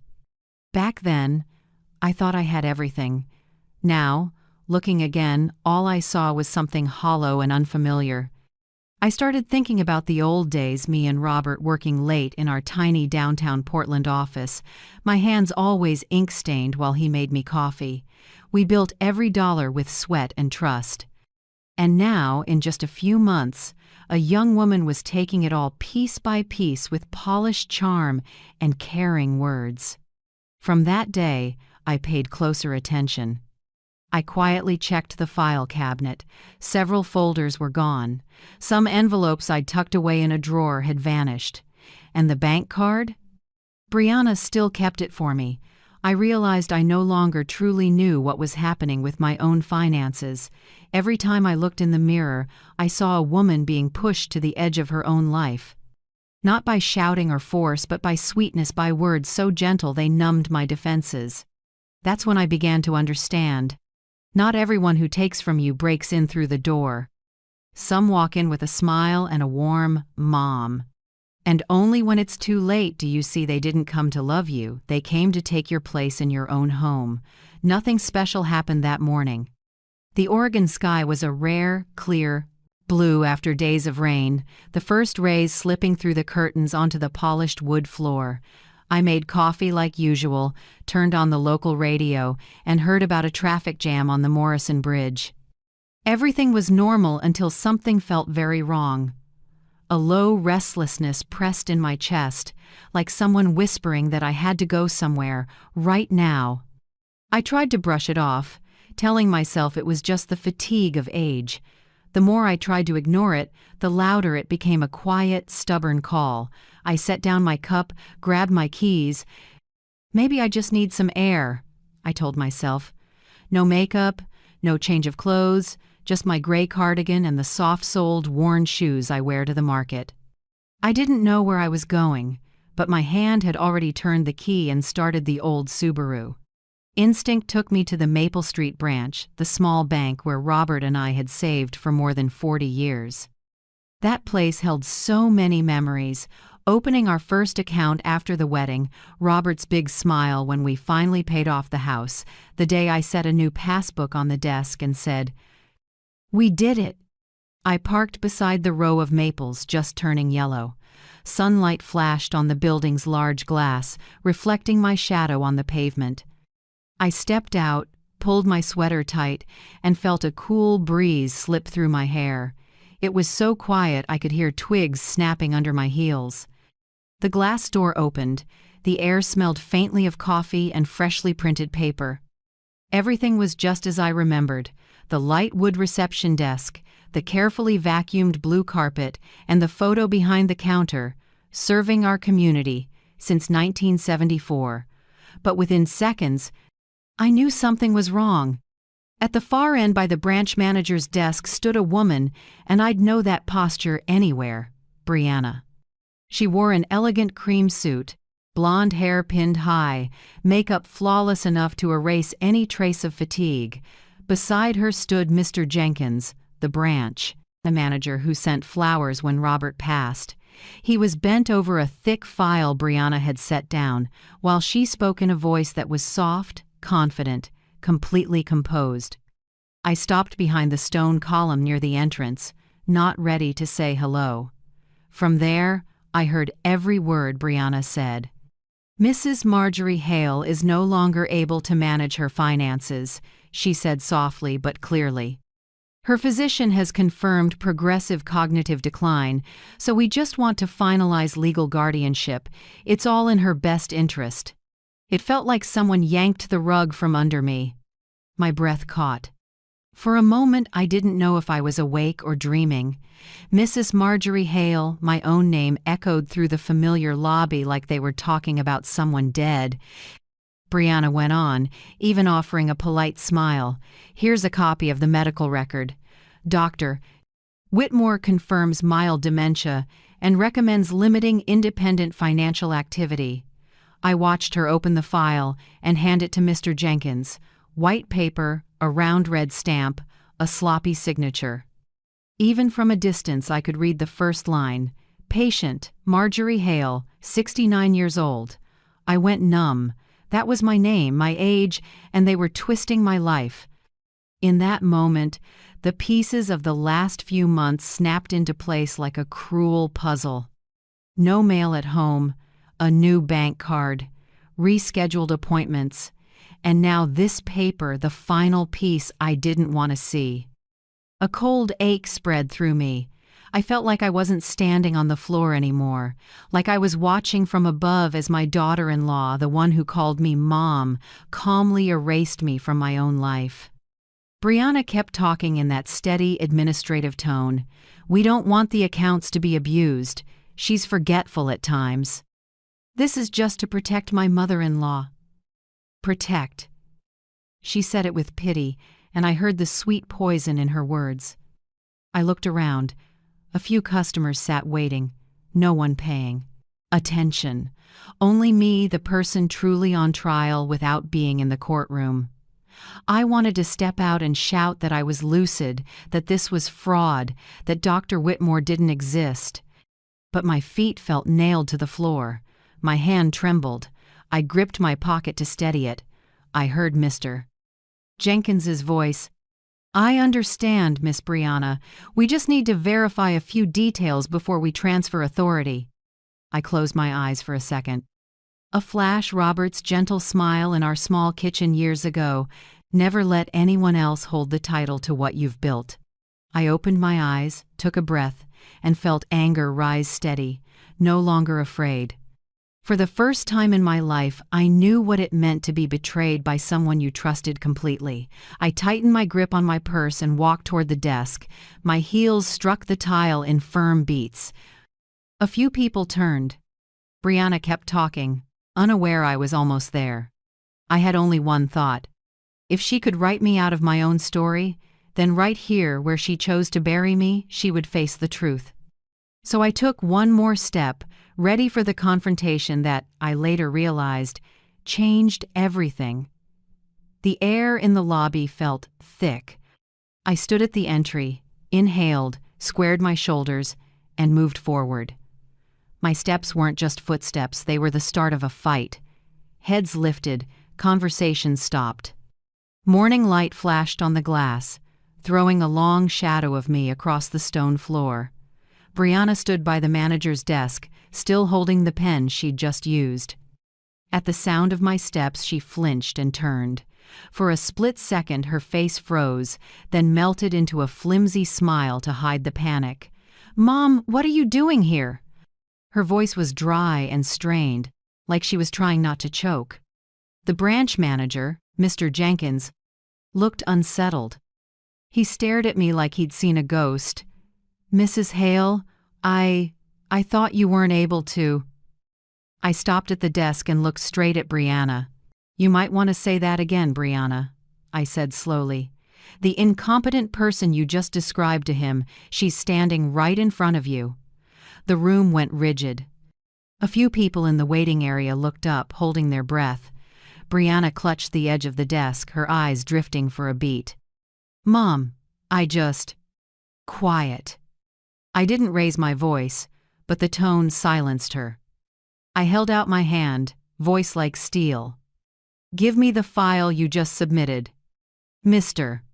Jenkins hesitated, but my eyes didn't leave room for refusal. He handed it over. The paper was warm, still smelling of fresh ink. I opened it and read. It didn't take long. The flaws jumped out in seconds. My signature sloppy, tentative strokes, a smeared red stamp. The line, "Physician, Dr. Andrew Whitmore," tightened my jaw. I did accounting for decades, read hundreds of legal files. I knew that stamp wasn't from any real medical board. I looked up, set the file on the desk, and turned it so Mr. Jenkins could see. "These papers are fake. The stamp uses the wrong font. This doctor doesn't have a license in Oregon. And this signature," I tapped the first page, "is not mine." "Mr." Jenkins frowned and took a closer look. His face shifted from surprise to displeasure. Brianna stood her ground, trying to keep her voice steady. "You're misunderstanding, Mom. I just wanted to keep your money safe. You've been forgetful, and I was afraid someone might take advantage." I cut in, low, and clipped. "Protect me?" With forged medical records, a forged signature, and a plan to declare me incompetent so you could take it all? She blanched, stepping back half a pace. "No, I wasn't trying to—" I took out my phone, started recording, letting the beep sound aloud. "Mr. Jenkins," I said, eyes still on Brianna. "Please confirm who submitted this file this morning?" He hesitated, then answered. "Miss Brianna Hale. You weren't present." "Good." I turned to Brianna. "Everything you say from now on is on record. I won't let anyone rewrite my story." She swallowed and tried to steady herself, but her voice shook. "Please stop, Mom. You're making everyone misunderstand." "I was only trying to help." I cut in, sharp as a thin blade. "You weren't helping. You were taking. You erased me from my own life and planned to stand in my place." She inhaled hard, then tried to swing back. "You're embarrassing the family. People will think I'm a terrible person." I met her eyes, cool. "No need to think. Now they know." A murmur spread through the lobby. Tellers pretended to work but kept glancing over. "Mr." Jenkins motioned to a staffer, likely to call legal. I stood tall, eyes never leaving Brianna. "I want every one of my accounts frozen immediately, including any joint accounts with her name. And Mr. Jenkins, please prepare a written incident record. I'll sign and take a copy for my attorney." He nodded, face grave. "We'll take care of it right away, Mrs. Hale." I heard the rapid clacking of keys, then a printer. Brianna sank into a chair, chalk white. She forced out a weak line. "You'll regret this. You're tearing this family apart." I answered, low and measured. "No, Brianna. Truth doesn't destroy a family. Only lies laid as its foundation do." She broke into tears. Not out of remorse I knew too well, but out of fear. Fear of what she couldn't control anymore. Mr. Jenkins handed me the file stamped for temporary hold, his tone formal. You can take this to your lawyer. We'll send the originals to Regional for legal review. I took it and tucked it neatly away. Then I looked at Brianna one last time. She stared down, shoulders shaking, blonde hair covering half her face. I wasn't angry anymore. What I felt was cold, clean, and hard as metal. I said, softly, just for the two of them to hear, I let you into my home.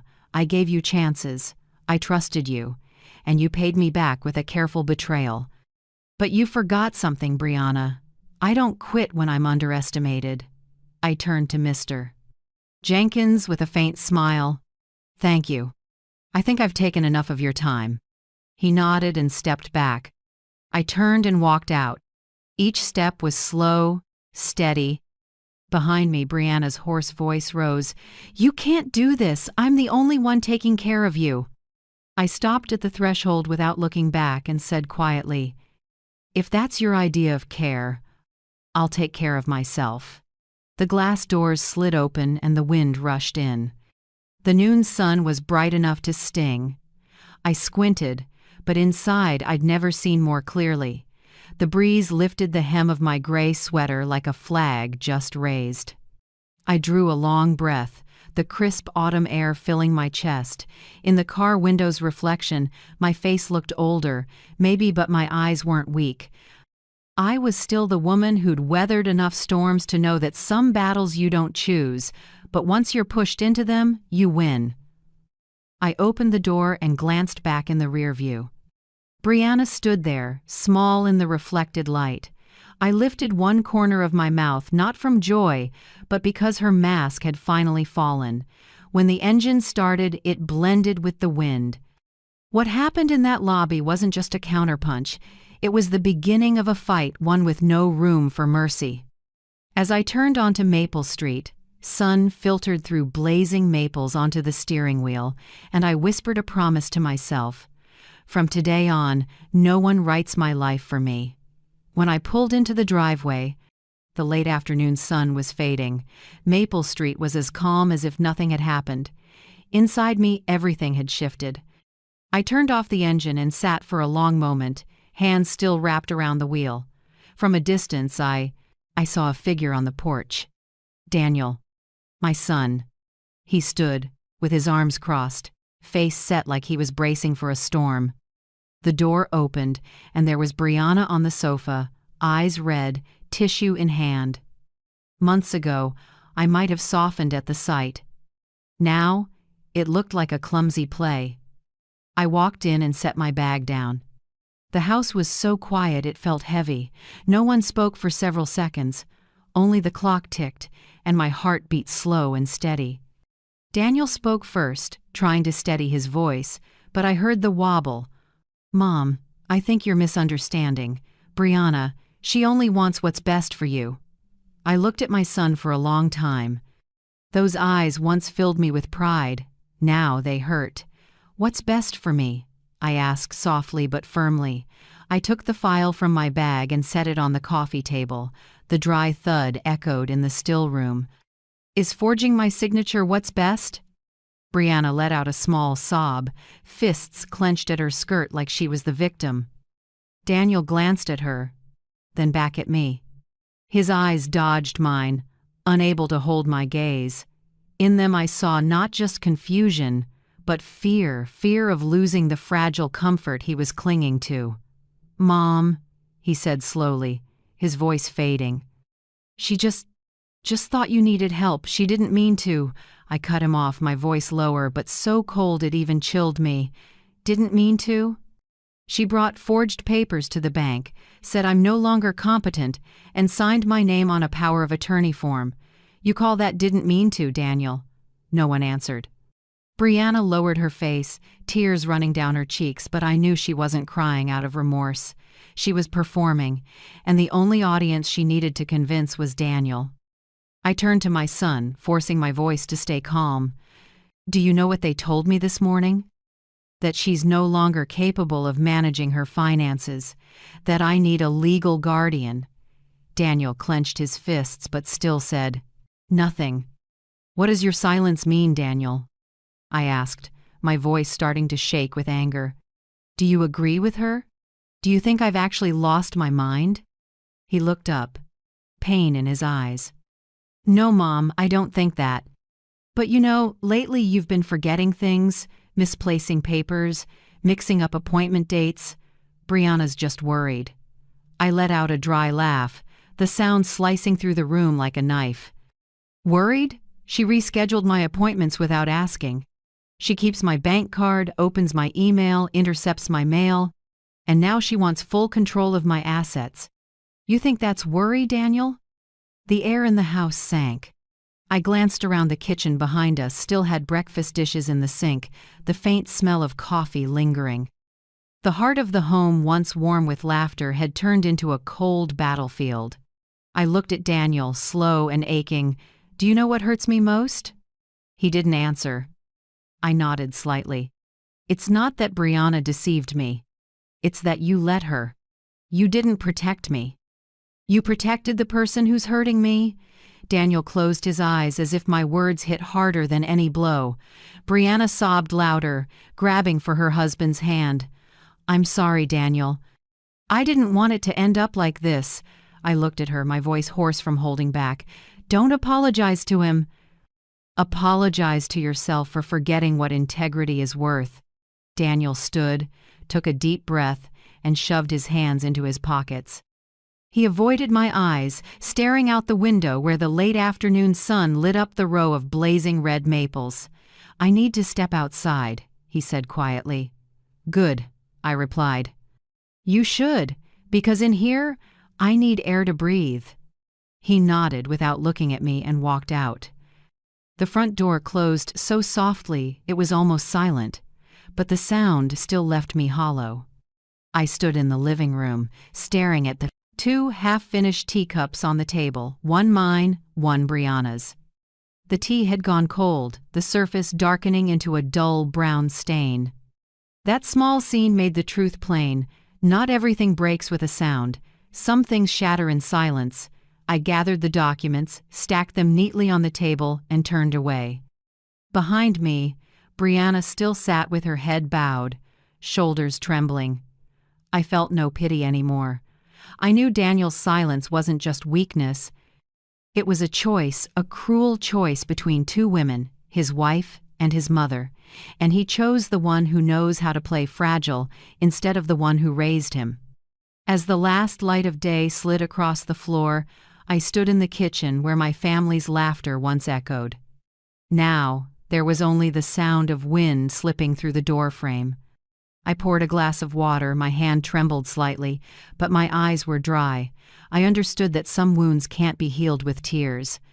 Some losses don't come from death, but from the moment someone turns their back on the truth. And that afternoon, when Daniel walked out without looking back, I knew from now on I could only rely on myself. What do you think? What happens when the person you trust most is the very one who forces you to become stronger than you thought you could be? Share your thoughts in the comments. I truly want to hear your perspective. That night, I couldn't sleep. The house was still, with only the clock ticking in dry, steady beats, like time scratching at my chest. I sat by the window, looking out at the front yard where the streetlight spilled onto a thin crust of thawed snow. The quiet wasn't peace, it was the pause before a storm. Outside, the wind hissed softly through the maples. I wrapped a wool scarf tighter and stared at the home I'd lived in for more than 40 years. Every corner, every photo on the wall, every teacup with an old lipstick stain witnesses to a life of hard work and honesty. And yet in just a few, for months, it could all be erased by a forged paper and a few lies. I let out a smile without joy. If Brianna thought I'd sit still and lose, she was badly mistaken. I stood and walked to the wooden cabinet by the dining room where Robert kept an old safe. No one knew what was inside, not even Daniel. I knelt and wiped the dust from the dial. The numbers had faded, but my hands remembered the sequence muscle memory carved by years. A soft click sounded as the lock released. Inside were a few old notebooks, a velvet box with Robert's wedding ring, and a small black USB drive. I picked it up, my palm cold. This was the key to everything Robert and I had built: shares in the old logistics company, investment certificates, and even the hidden accounts Robert used to call for emergencies. When he died, I had planned to seal it all away, but now that my daughter-in-law wanted to erase me from my own life, the emergency had arrived. I sat down, plugged the USB into my laptop. The screen lit up and folders appeared one by one: Hale Holdings, Maple Street Property, Trust Account, Nora, all intact. I opened each file, skimming numbers, e-signatures, and stock transactions only Robert and I knew. Every line was now a weapon. I opened my notebook and wrote a list of what to do. 1. Check the status of shares at Hale Holdings. 2. Freeze all joint accounts. 3. Transfer temporary control to the attorney. 4. Compile evidence of forgery. By the last line, my pen shook. Not from fear, but from loneliness. The only person I could trust now was Pauline, the attorney who'd worked with us for over 20 years. I reached for my phone and checked the time. It was close to 11 p.m., but I knew she would be awake. Pauline never sleeps early. After 3 rings, she picked up. Her voice was steady and low, even at that hour. "Marjorie, calling this late, what happened?" I took a breath and told her everything. Every detail: the bank incident, the fake documents, Daniel's silence, Brianna's tears. I left nothing out, and on the other end, Pauline listened without interrupting. Now and then I heard the light scratch of her pen. When I finished, her voice came back, calm but firm. "I know you're strong enough not to break, but right now, the most important thing is not to react loudly. Let them believe you're weak." I frowned. "You want me to pretend?" "Not pretend," Pauline said. "Strategy. The quieter you are, the more careless they'll be. You need time to gather proof and prepare a counterclaim. I'll recheck Robert's paperwork, especially the hidden accounts no one knows about. We'll make sure they never see it coming." I sat quietly for a while, looking out the window where the moonlight reflected on the glass. Her words warmed me. For the first time in a long while, I didn't feel alone. "Pauline," I said softly, "thank you. But I don't want to only defend. I want accountability." "And you'll have it," she said.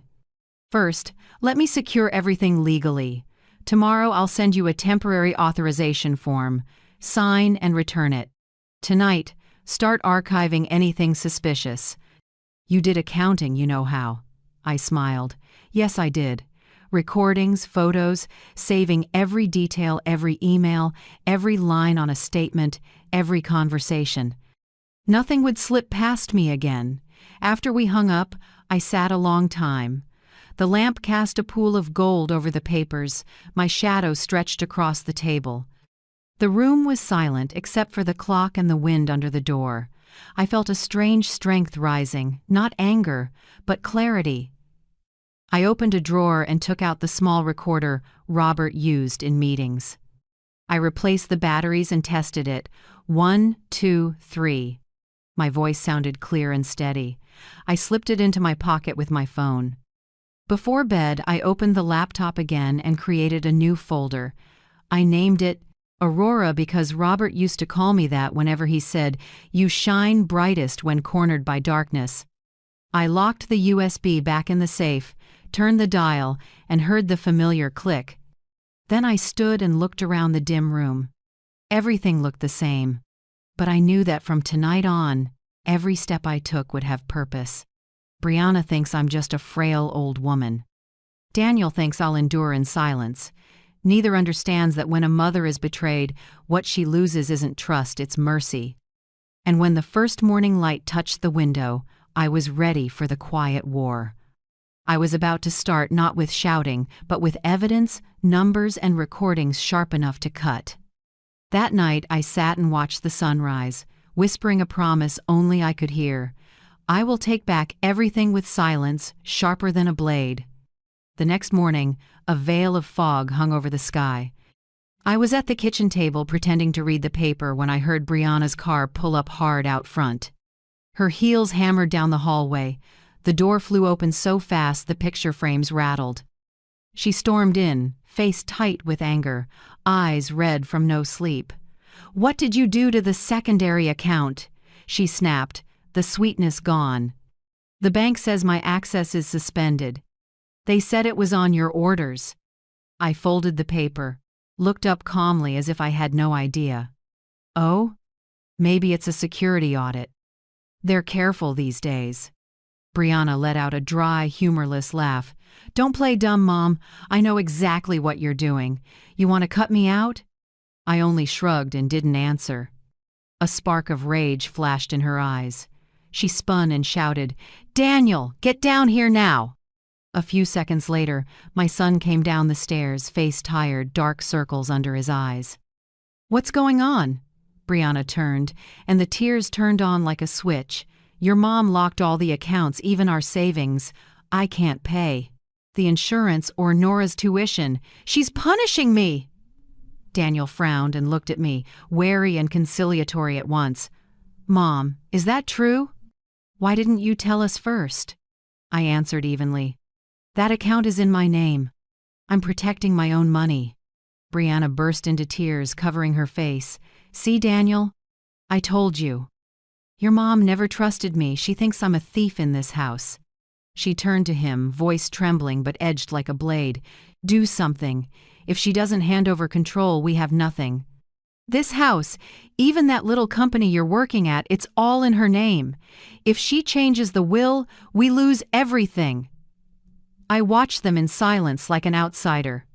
Daniel hesitated, twisting the hem of his shirt. He wasn't cruel enough to take my side, and not brave enough to stand up to his wife. Seeing him falter, Brianna stepped closer, tears streaming, her voice cutting. "What about Nora? She needs a future, stability. Your mom grips everything like we're outsiders. If you don't make her sign the power of attorney again, don't blame me for doing what you won't like."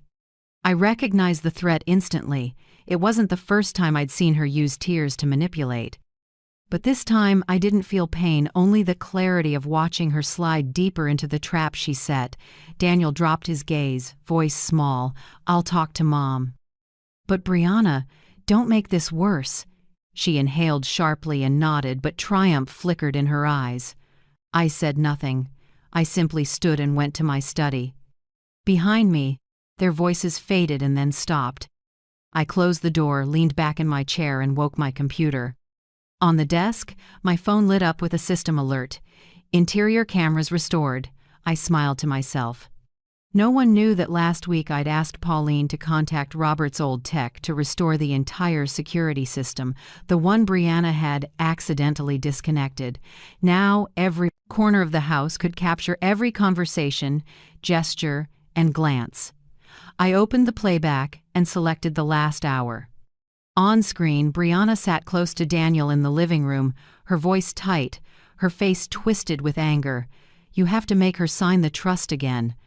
Once she loses signing authority, this house will be ours. After that, we do what we want." I paused the frame, scrubbed back, and played it again, listening to each word clearly. "This house will be ours."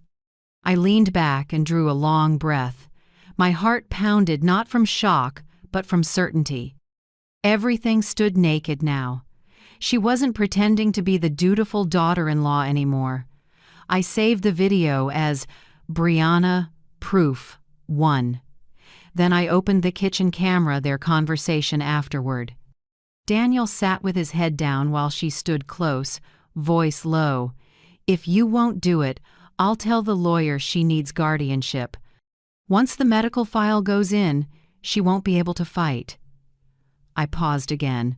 My hand trembled slightly, but my eyes were brighter than ever. There was no room left for doubt or hope that they'd realize their mistake. The part of me that pitied them died the second I heard, This house will be ours. I moved the cursor to cloud backup. Pauline had set up a private encrypted drive for me.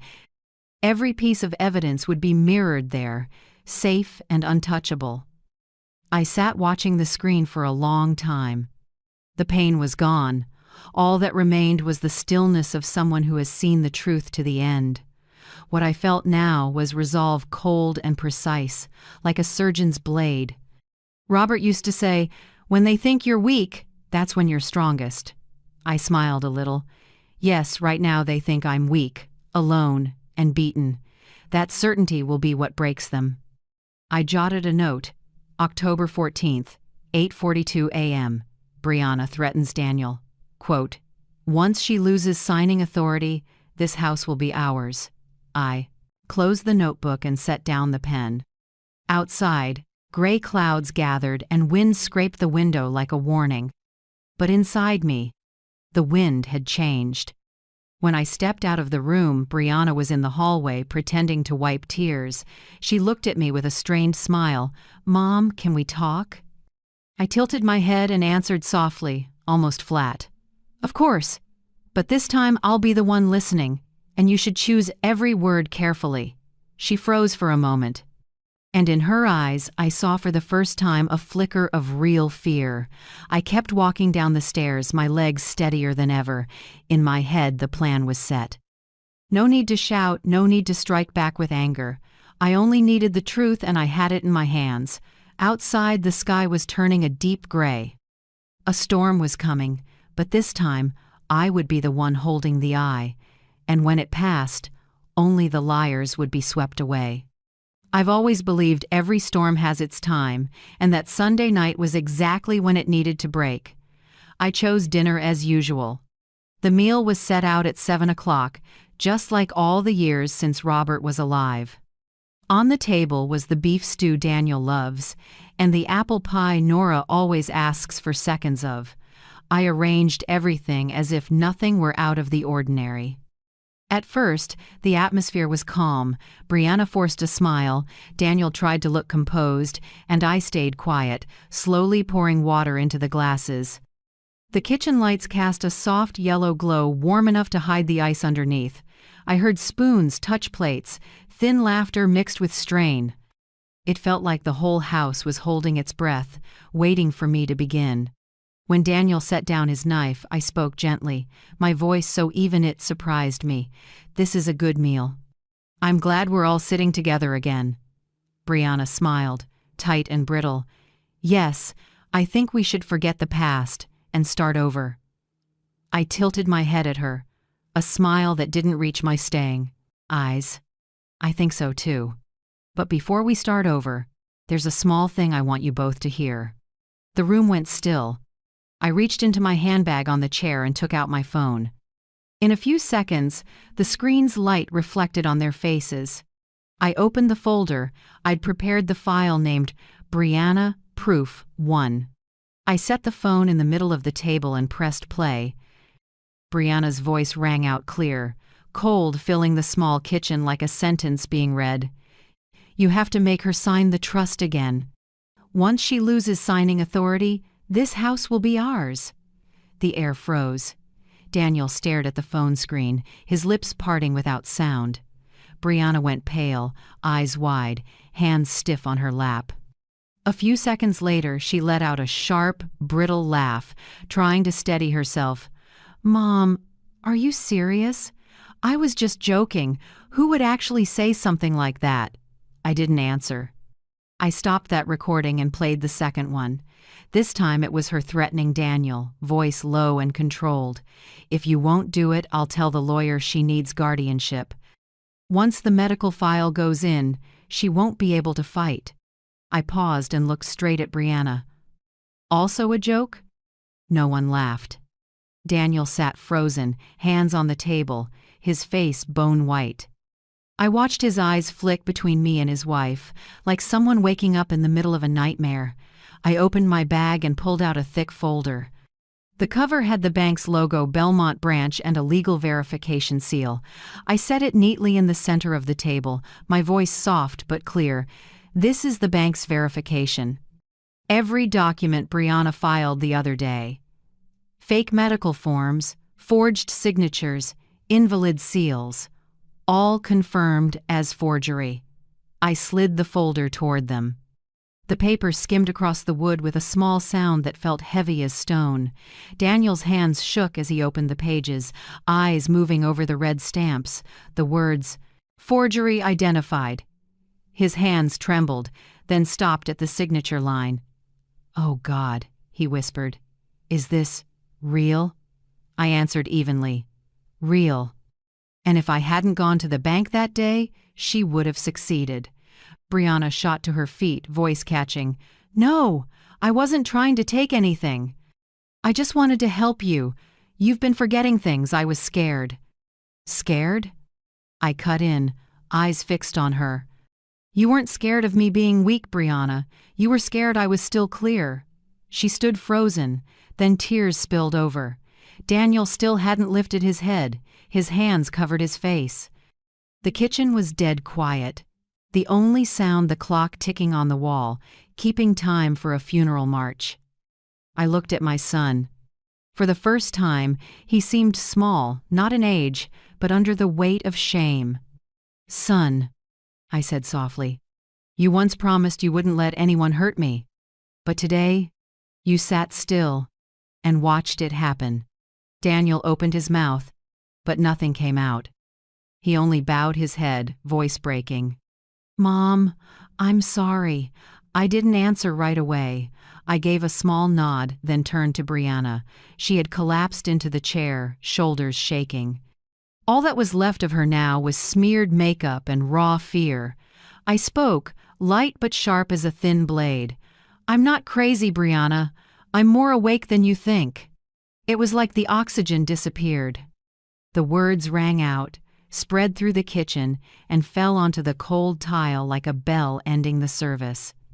I pulled out my chair and sat again, carefully stacking the papers, the recordings, the confirmations. My voice stayed even, not loud, not soft, just enough. All of this is stored legally. One copy at my attorney's office, one in a secure drive.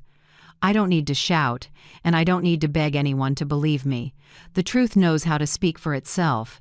Daniel was silent for a long time. Finally, he lifted his head, eyes red, and murmured, "I didn't think." "Brianna, why did you do it?" Brianna looked at him, sobbing. I was afraid of losing everything." "Your mom never shares. She always acts like she's the only one who's right." "I just wanted a little control, a little security." I looked at her and sighed. "Security? You can't build security on lies, Brianna. You can buy comfort, but you can't buy back trust once it's gone." She dropped her head and cried like a child. Daniel just sat there, eyes empty, hands limp. I stood and gathered the papers, my voice barely more than a breeze. "I won't call the police tonight. But tomorrow morning, I'll be with my attorney. I can't live with you two for one more day." No one stopped me. Only Brianna's muffled sobs trailed behind.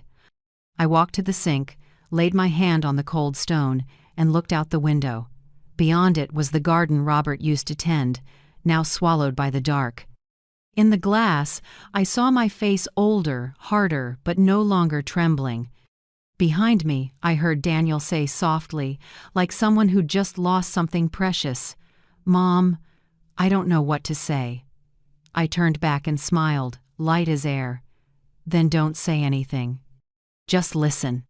I walked slowly toward the door and stopped at the threshold. "I spent my life teaching you right from wrong, but in the end, you made me do the opposite, teach someone else a lesson in honesty, and you're going to witness it." I didn't look back. I went straight up the stairs, leaving behind a kitchen that had once been warm, now thick with the smell of cold food and dense silence. At the top step, I heard Daniel call out, voice tight with tears, "Mom, I'm sorry." I stopped without turning and spoke quietly, steady but firm. "I know, but sorry isn't an end. It's just the start of waking up." Then I kept going, step by steady step, like someone who had just crossed the threshold of the past and was walking straight into the light of truth. On the morning of the trial, a light rain fell. I went to the Belmont County Courthouse with Pauline, the friend and attorney, who'd stood by me these past months. She opened a black umbrella, covering half of me from the gray drizzle. The air carried the metallic chill of iron just like my mood, hard, with no room for mercy. The courthouse grounds were unusually crowded. A few local reporters stood outside, taking notes and photos. News of the inheritance fraud case where a mother was betrayed by her daughter-in-law had spread over the past few days, drawing curiosity. I didn't look at them. I walked slowly, my old black shoes hitting the stone steps in solid, certain taps. Pauline laid a hand on my shoulder, her voice low and firm. "You made it here, Marjorie, now let justice speak." I nodded. In my hands was a thick file, every piece of evidence, from recordings and videos to bank statements, numbered and neatly sealed. Each page was the result of sleepless nights under a warm lamp, writing down every small detail. When we entered the courtroom, Brianna was already there. She sat beside her own attorney, hair perfectly styled, makeup meticulous, but her eyes couldn't hide the panic. Daniel sat behind her, not at her table. My son's face was gaunt, like he'd aged 10 years in a few weeks. The judge was Eleanor Fitch, a woman around 60, stern but fair. When she struck the gavel, the sound split the room in two, truth on one side, lies on the other. Pauline stood and spoke briefly but sharply. "Your Honor, my client, Mrs. Marjorie Hale, was exploited and deceived by her own daughter-in-law, Brianna Hale. This individual forged medical records and signatures and used my client's bank accounts to attempt to seize her assets, in clear violation of elder protection laws and financial fraud statutes." I sat still, eyes on the bench, not looking at Brianna, but I heard her quick, shallow breaths, and I felt a tightness in my chest. Not pity, regret for someone who destroyed herself with ambition. Brianna's attorney stood, talking fast, trying to sound calm. "Your Honor, my client acted out of genuine concern. She believed her mother-in-law was experiencing cognitive issues and simply wanted to manage finances to avoid risk. This was a misunderstanding. There was no intent to steal." Pauline gave a faint smile, the kind that belongs to someone who already knows she'll win. She opened her case and set a small USB drive on the evidence table. "If it was a misunderstanding, then let the court hear my opposing party's own voice." The room went silent. When the recording played, every word cut the air like a blade. "You have to make her sign the trust again. Once she loses signing authority, this house will be ours." Brianna's voice filled the courtroom, clear, cold, precise. No one spoke, only the sound of rain at the windows. Judge Eleanor raised an eyebrow and leaned forward. Pauline played the second clip, Brianna's threat to Daniel. "If you won't do it, I'll tell the lawyer she needs guardianship. Once the medical file goes in, she won't be able to fight." When it ended, there was nothing left to say. Brianna sat frozen, hands clasped together, shaking. The judge looked at her, voice stern. "Miss Hale, is that your voice?" Brianna swallowed hard, lips trembling. I don't remember." "Maybe someone edited," Eleanor cut in, firm. "Forensic audio confirms no edits. The voice is a 100% match. Do you have anything else to add?" No reply. Brianna bowed her head, shoulders curling like the air had doubled in weight. Pauline submitted more verified bank documents, statements, confirmation of forged signatures, and a report from the real physician who stated he never signed any diagnosis of cognitive impairment. Everything laid out precise, airtight. The judge reviewed each page, eyes cold as steel. Finally, she set the stack down and looked straight at Brianna. "These actions are not only civil violations, they are criminal. You intentionally forged documents, exploited an elderly person, and violated property rights." It landed like a second hammer blow. Brianna broke into sobs, crumpling into her chair, hands over her face. Daniel, sitting behind, stood. He walked forward slowly, voice unsteady but clear. "Your Honor, may I speak?" I'm Mrs. Marjorie Hale's son. I stayed silent too long. I knew my wife was wrong, and I didn't stop her. I accept responsibility for my cowardice, and I apologize to my mother. He bowed deeply, voice tight. I looked at my son, and my heart twisted. The hurt, the betrayal, the anger in me seemed to melt for a moment, leaving only fatigue and a gentle sadness, like a damp cloth laid over my heart. The judge nodded, voice softer but still firm. An apology is a good beginning, but justice must still be served. She lifted the gavel and struck it 3 clean times. The court orders, all of Mrs. Marjorie Hale's assets and accounts are to be restored. All related transactions are frozen and under investigation. The defendant, Brianna Hale, is charged with forgery and financial abuse of an elder. Court is adjourned. The sound echoed through the room. I closed my eyes for a moment. Not from joy relief. Something heavy in me, after months of strain, was finally set down. As people rose, I stood and walked slowly into the hallway. My heels tapped evenly on the stone floor. Cold air swept in from the big door, carrying the smell of rain, the scent of freedom. Daniel caught up and walked beside me. He didn't speak, just walked, his hands clenching and unclenching. At last he said, low and hoarse, "Mom, I'll take care of Nora, and I'll fix what I broke." I stopped and looked at him.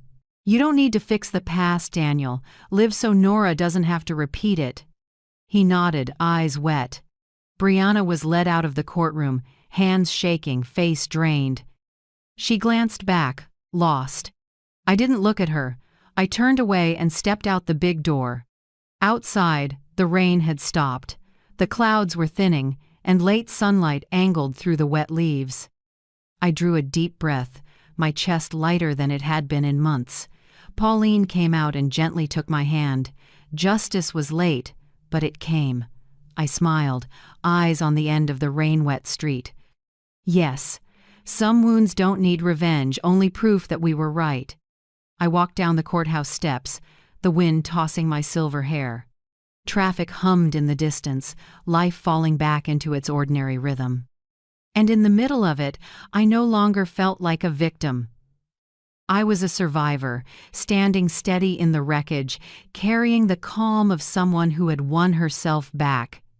That day, for the first time in months, I wasn't afraid. I felt only freedom, the kind no one can ever sign away again. 2 weeks after the trial, on a late afternoon with sunlight spilling gold across the lawn, I heard a gentle knock. When I opened the door, Daniel stood there thinner, eyes hollow, his shirt wrinkled like he'd walked out of a storm that wouldn't end. He was quiet for a few seconds, then spoke softly. "Mom, can I come in?" I nodded and stepped aside, letting him into the small lakeside house I'd just moved into. It was peaceful here, only a 10-minute drive from town, but just far enough to breathe without the past chasing you. Daniel sat down, hands locked together, unsure where to begin. After a while he said, "Mom, I know it's over, but I can't live with myself if I don't say this." I sat across from him, waiting. He took a breath, voice shaking but honest.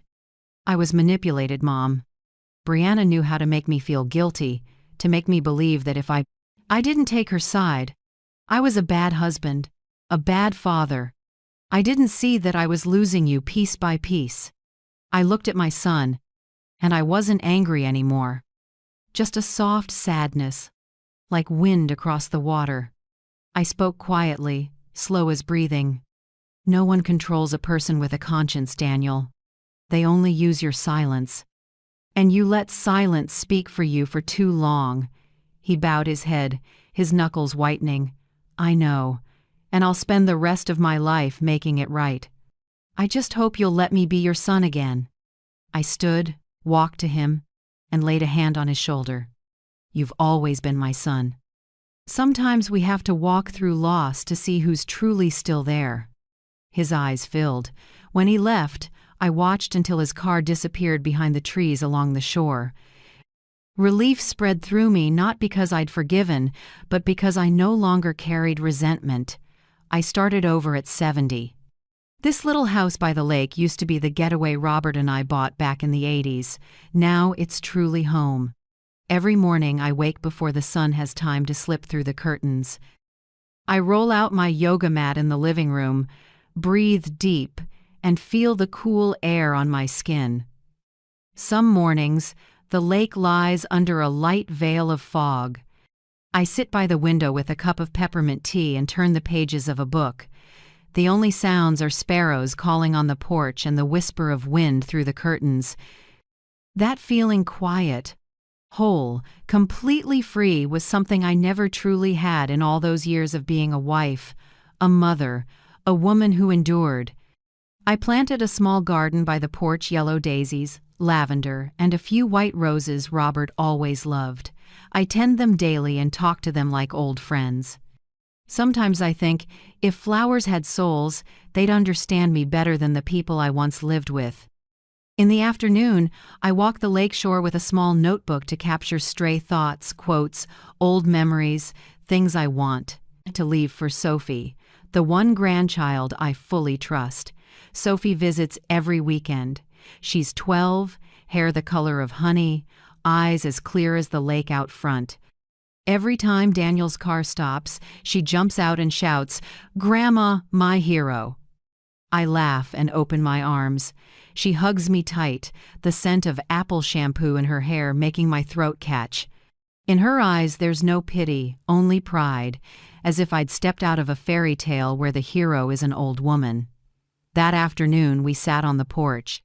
Sophie bit into a slice of my fresh apple pie and asked, "Grandma, why aren't you mad at Dad anymore? He looks so sad." I smoothed her hair and smiled. "Anger only wears you out, sweetheart. Some people aren't bad, they're weak, and sometimes the best thing we can do is refuse to be weak with them." Sophie thought for a moment, then looked up. "Grandma, I'm scared that when I grow up, people won't believe me like they didn't believe you." I looked into her eyes and saw myself years ago naive, wanting to be understood, wanting to be trusted. I squeezed her hand, my voice slow but certain. "You don't need everyone to believe you. You need to believe yourself, and never let anyone speak for you, Sophie. Once you let them decide who you are, you lose your own voice." She nodded, eyes bright with understanding. She rested her head on my shoulder and whispered, "I want to be strong like you." I smiled, gentle and deep. "No, sweetheart, I'm not stronger than anyone else. I just learned that silence can be a way to fight when it walks with the truth." A soft breeze stirred, carrying a hint of lavender. I looked out at the lake, where the sunset lay like a thin sheet of silk.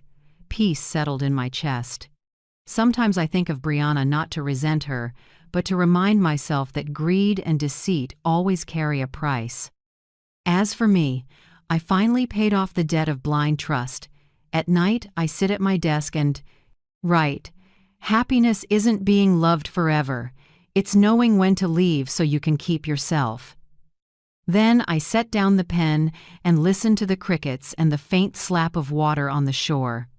I smile, close my eyes, and feel the night breeze in my silver hair. My life, which once felt withered, is blooming again quietly, steadily, and brightly in its own way.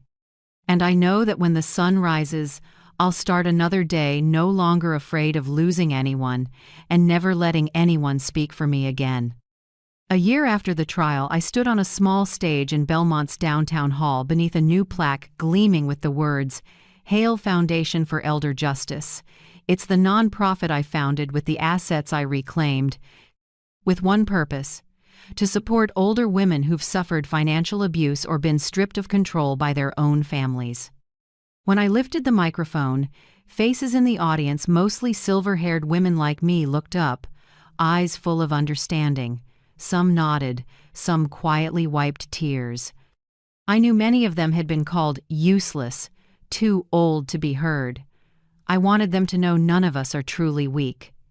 I spoke low and steady, each word etched into the air. People think age is a sign of weakness. In truth, we're just watching in silence. When you've lived long enough, you learn when to keep quiet and when to speak. Applause rolled through the hall like a warm wave. I smiled and turned to my side where Sophie stood. She wore a simple white dress, her eyes bright, her small hand gripping mine. I felt the warmth in that palm, the passing of the torch to a new generation, clearer and stronger.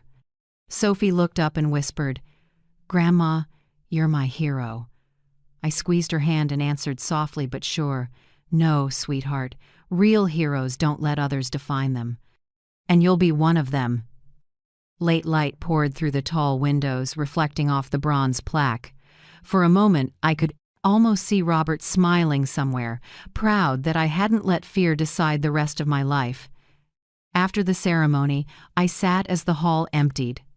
Outside, the sun was slipping behind the river, a pale band of orange across the horizon. I sipped tea, listened to the wind, and felt my heart light as paper. I had walked through betrayal, loss, and justice, and now there was only peace. I watched Sophie helping staff clean up and realized something simple. I hadn't just reclaimed assets. I'd reclaimed a voice my own, and for women like me. If you're still listening, thank you for walking with me to the end. I believe that wherever you are, big city or small town, you understand that justice and dignity don't have an expiration date. Tell me where you're watching from, so I'll know how far this story has traveled. And if, like me, you believe that women who stand up at any age deserve to be heard, please leave a comment, or subscribe so we can keep telling stories of courage, freedom, and stubborn love. I'm Marjorie Hale, and here's the last lesson I want to leave. Don't let anyone speak for you because your voice is the greatest power no one can take away.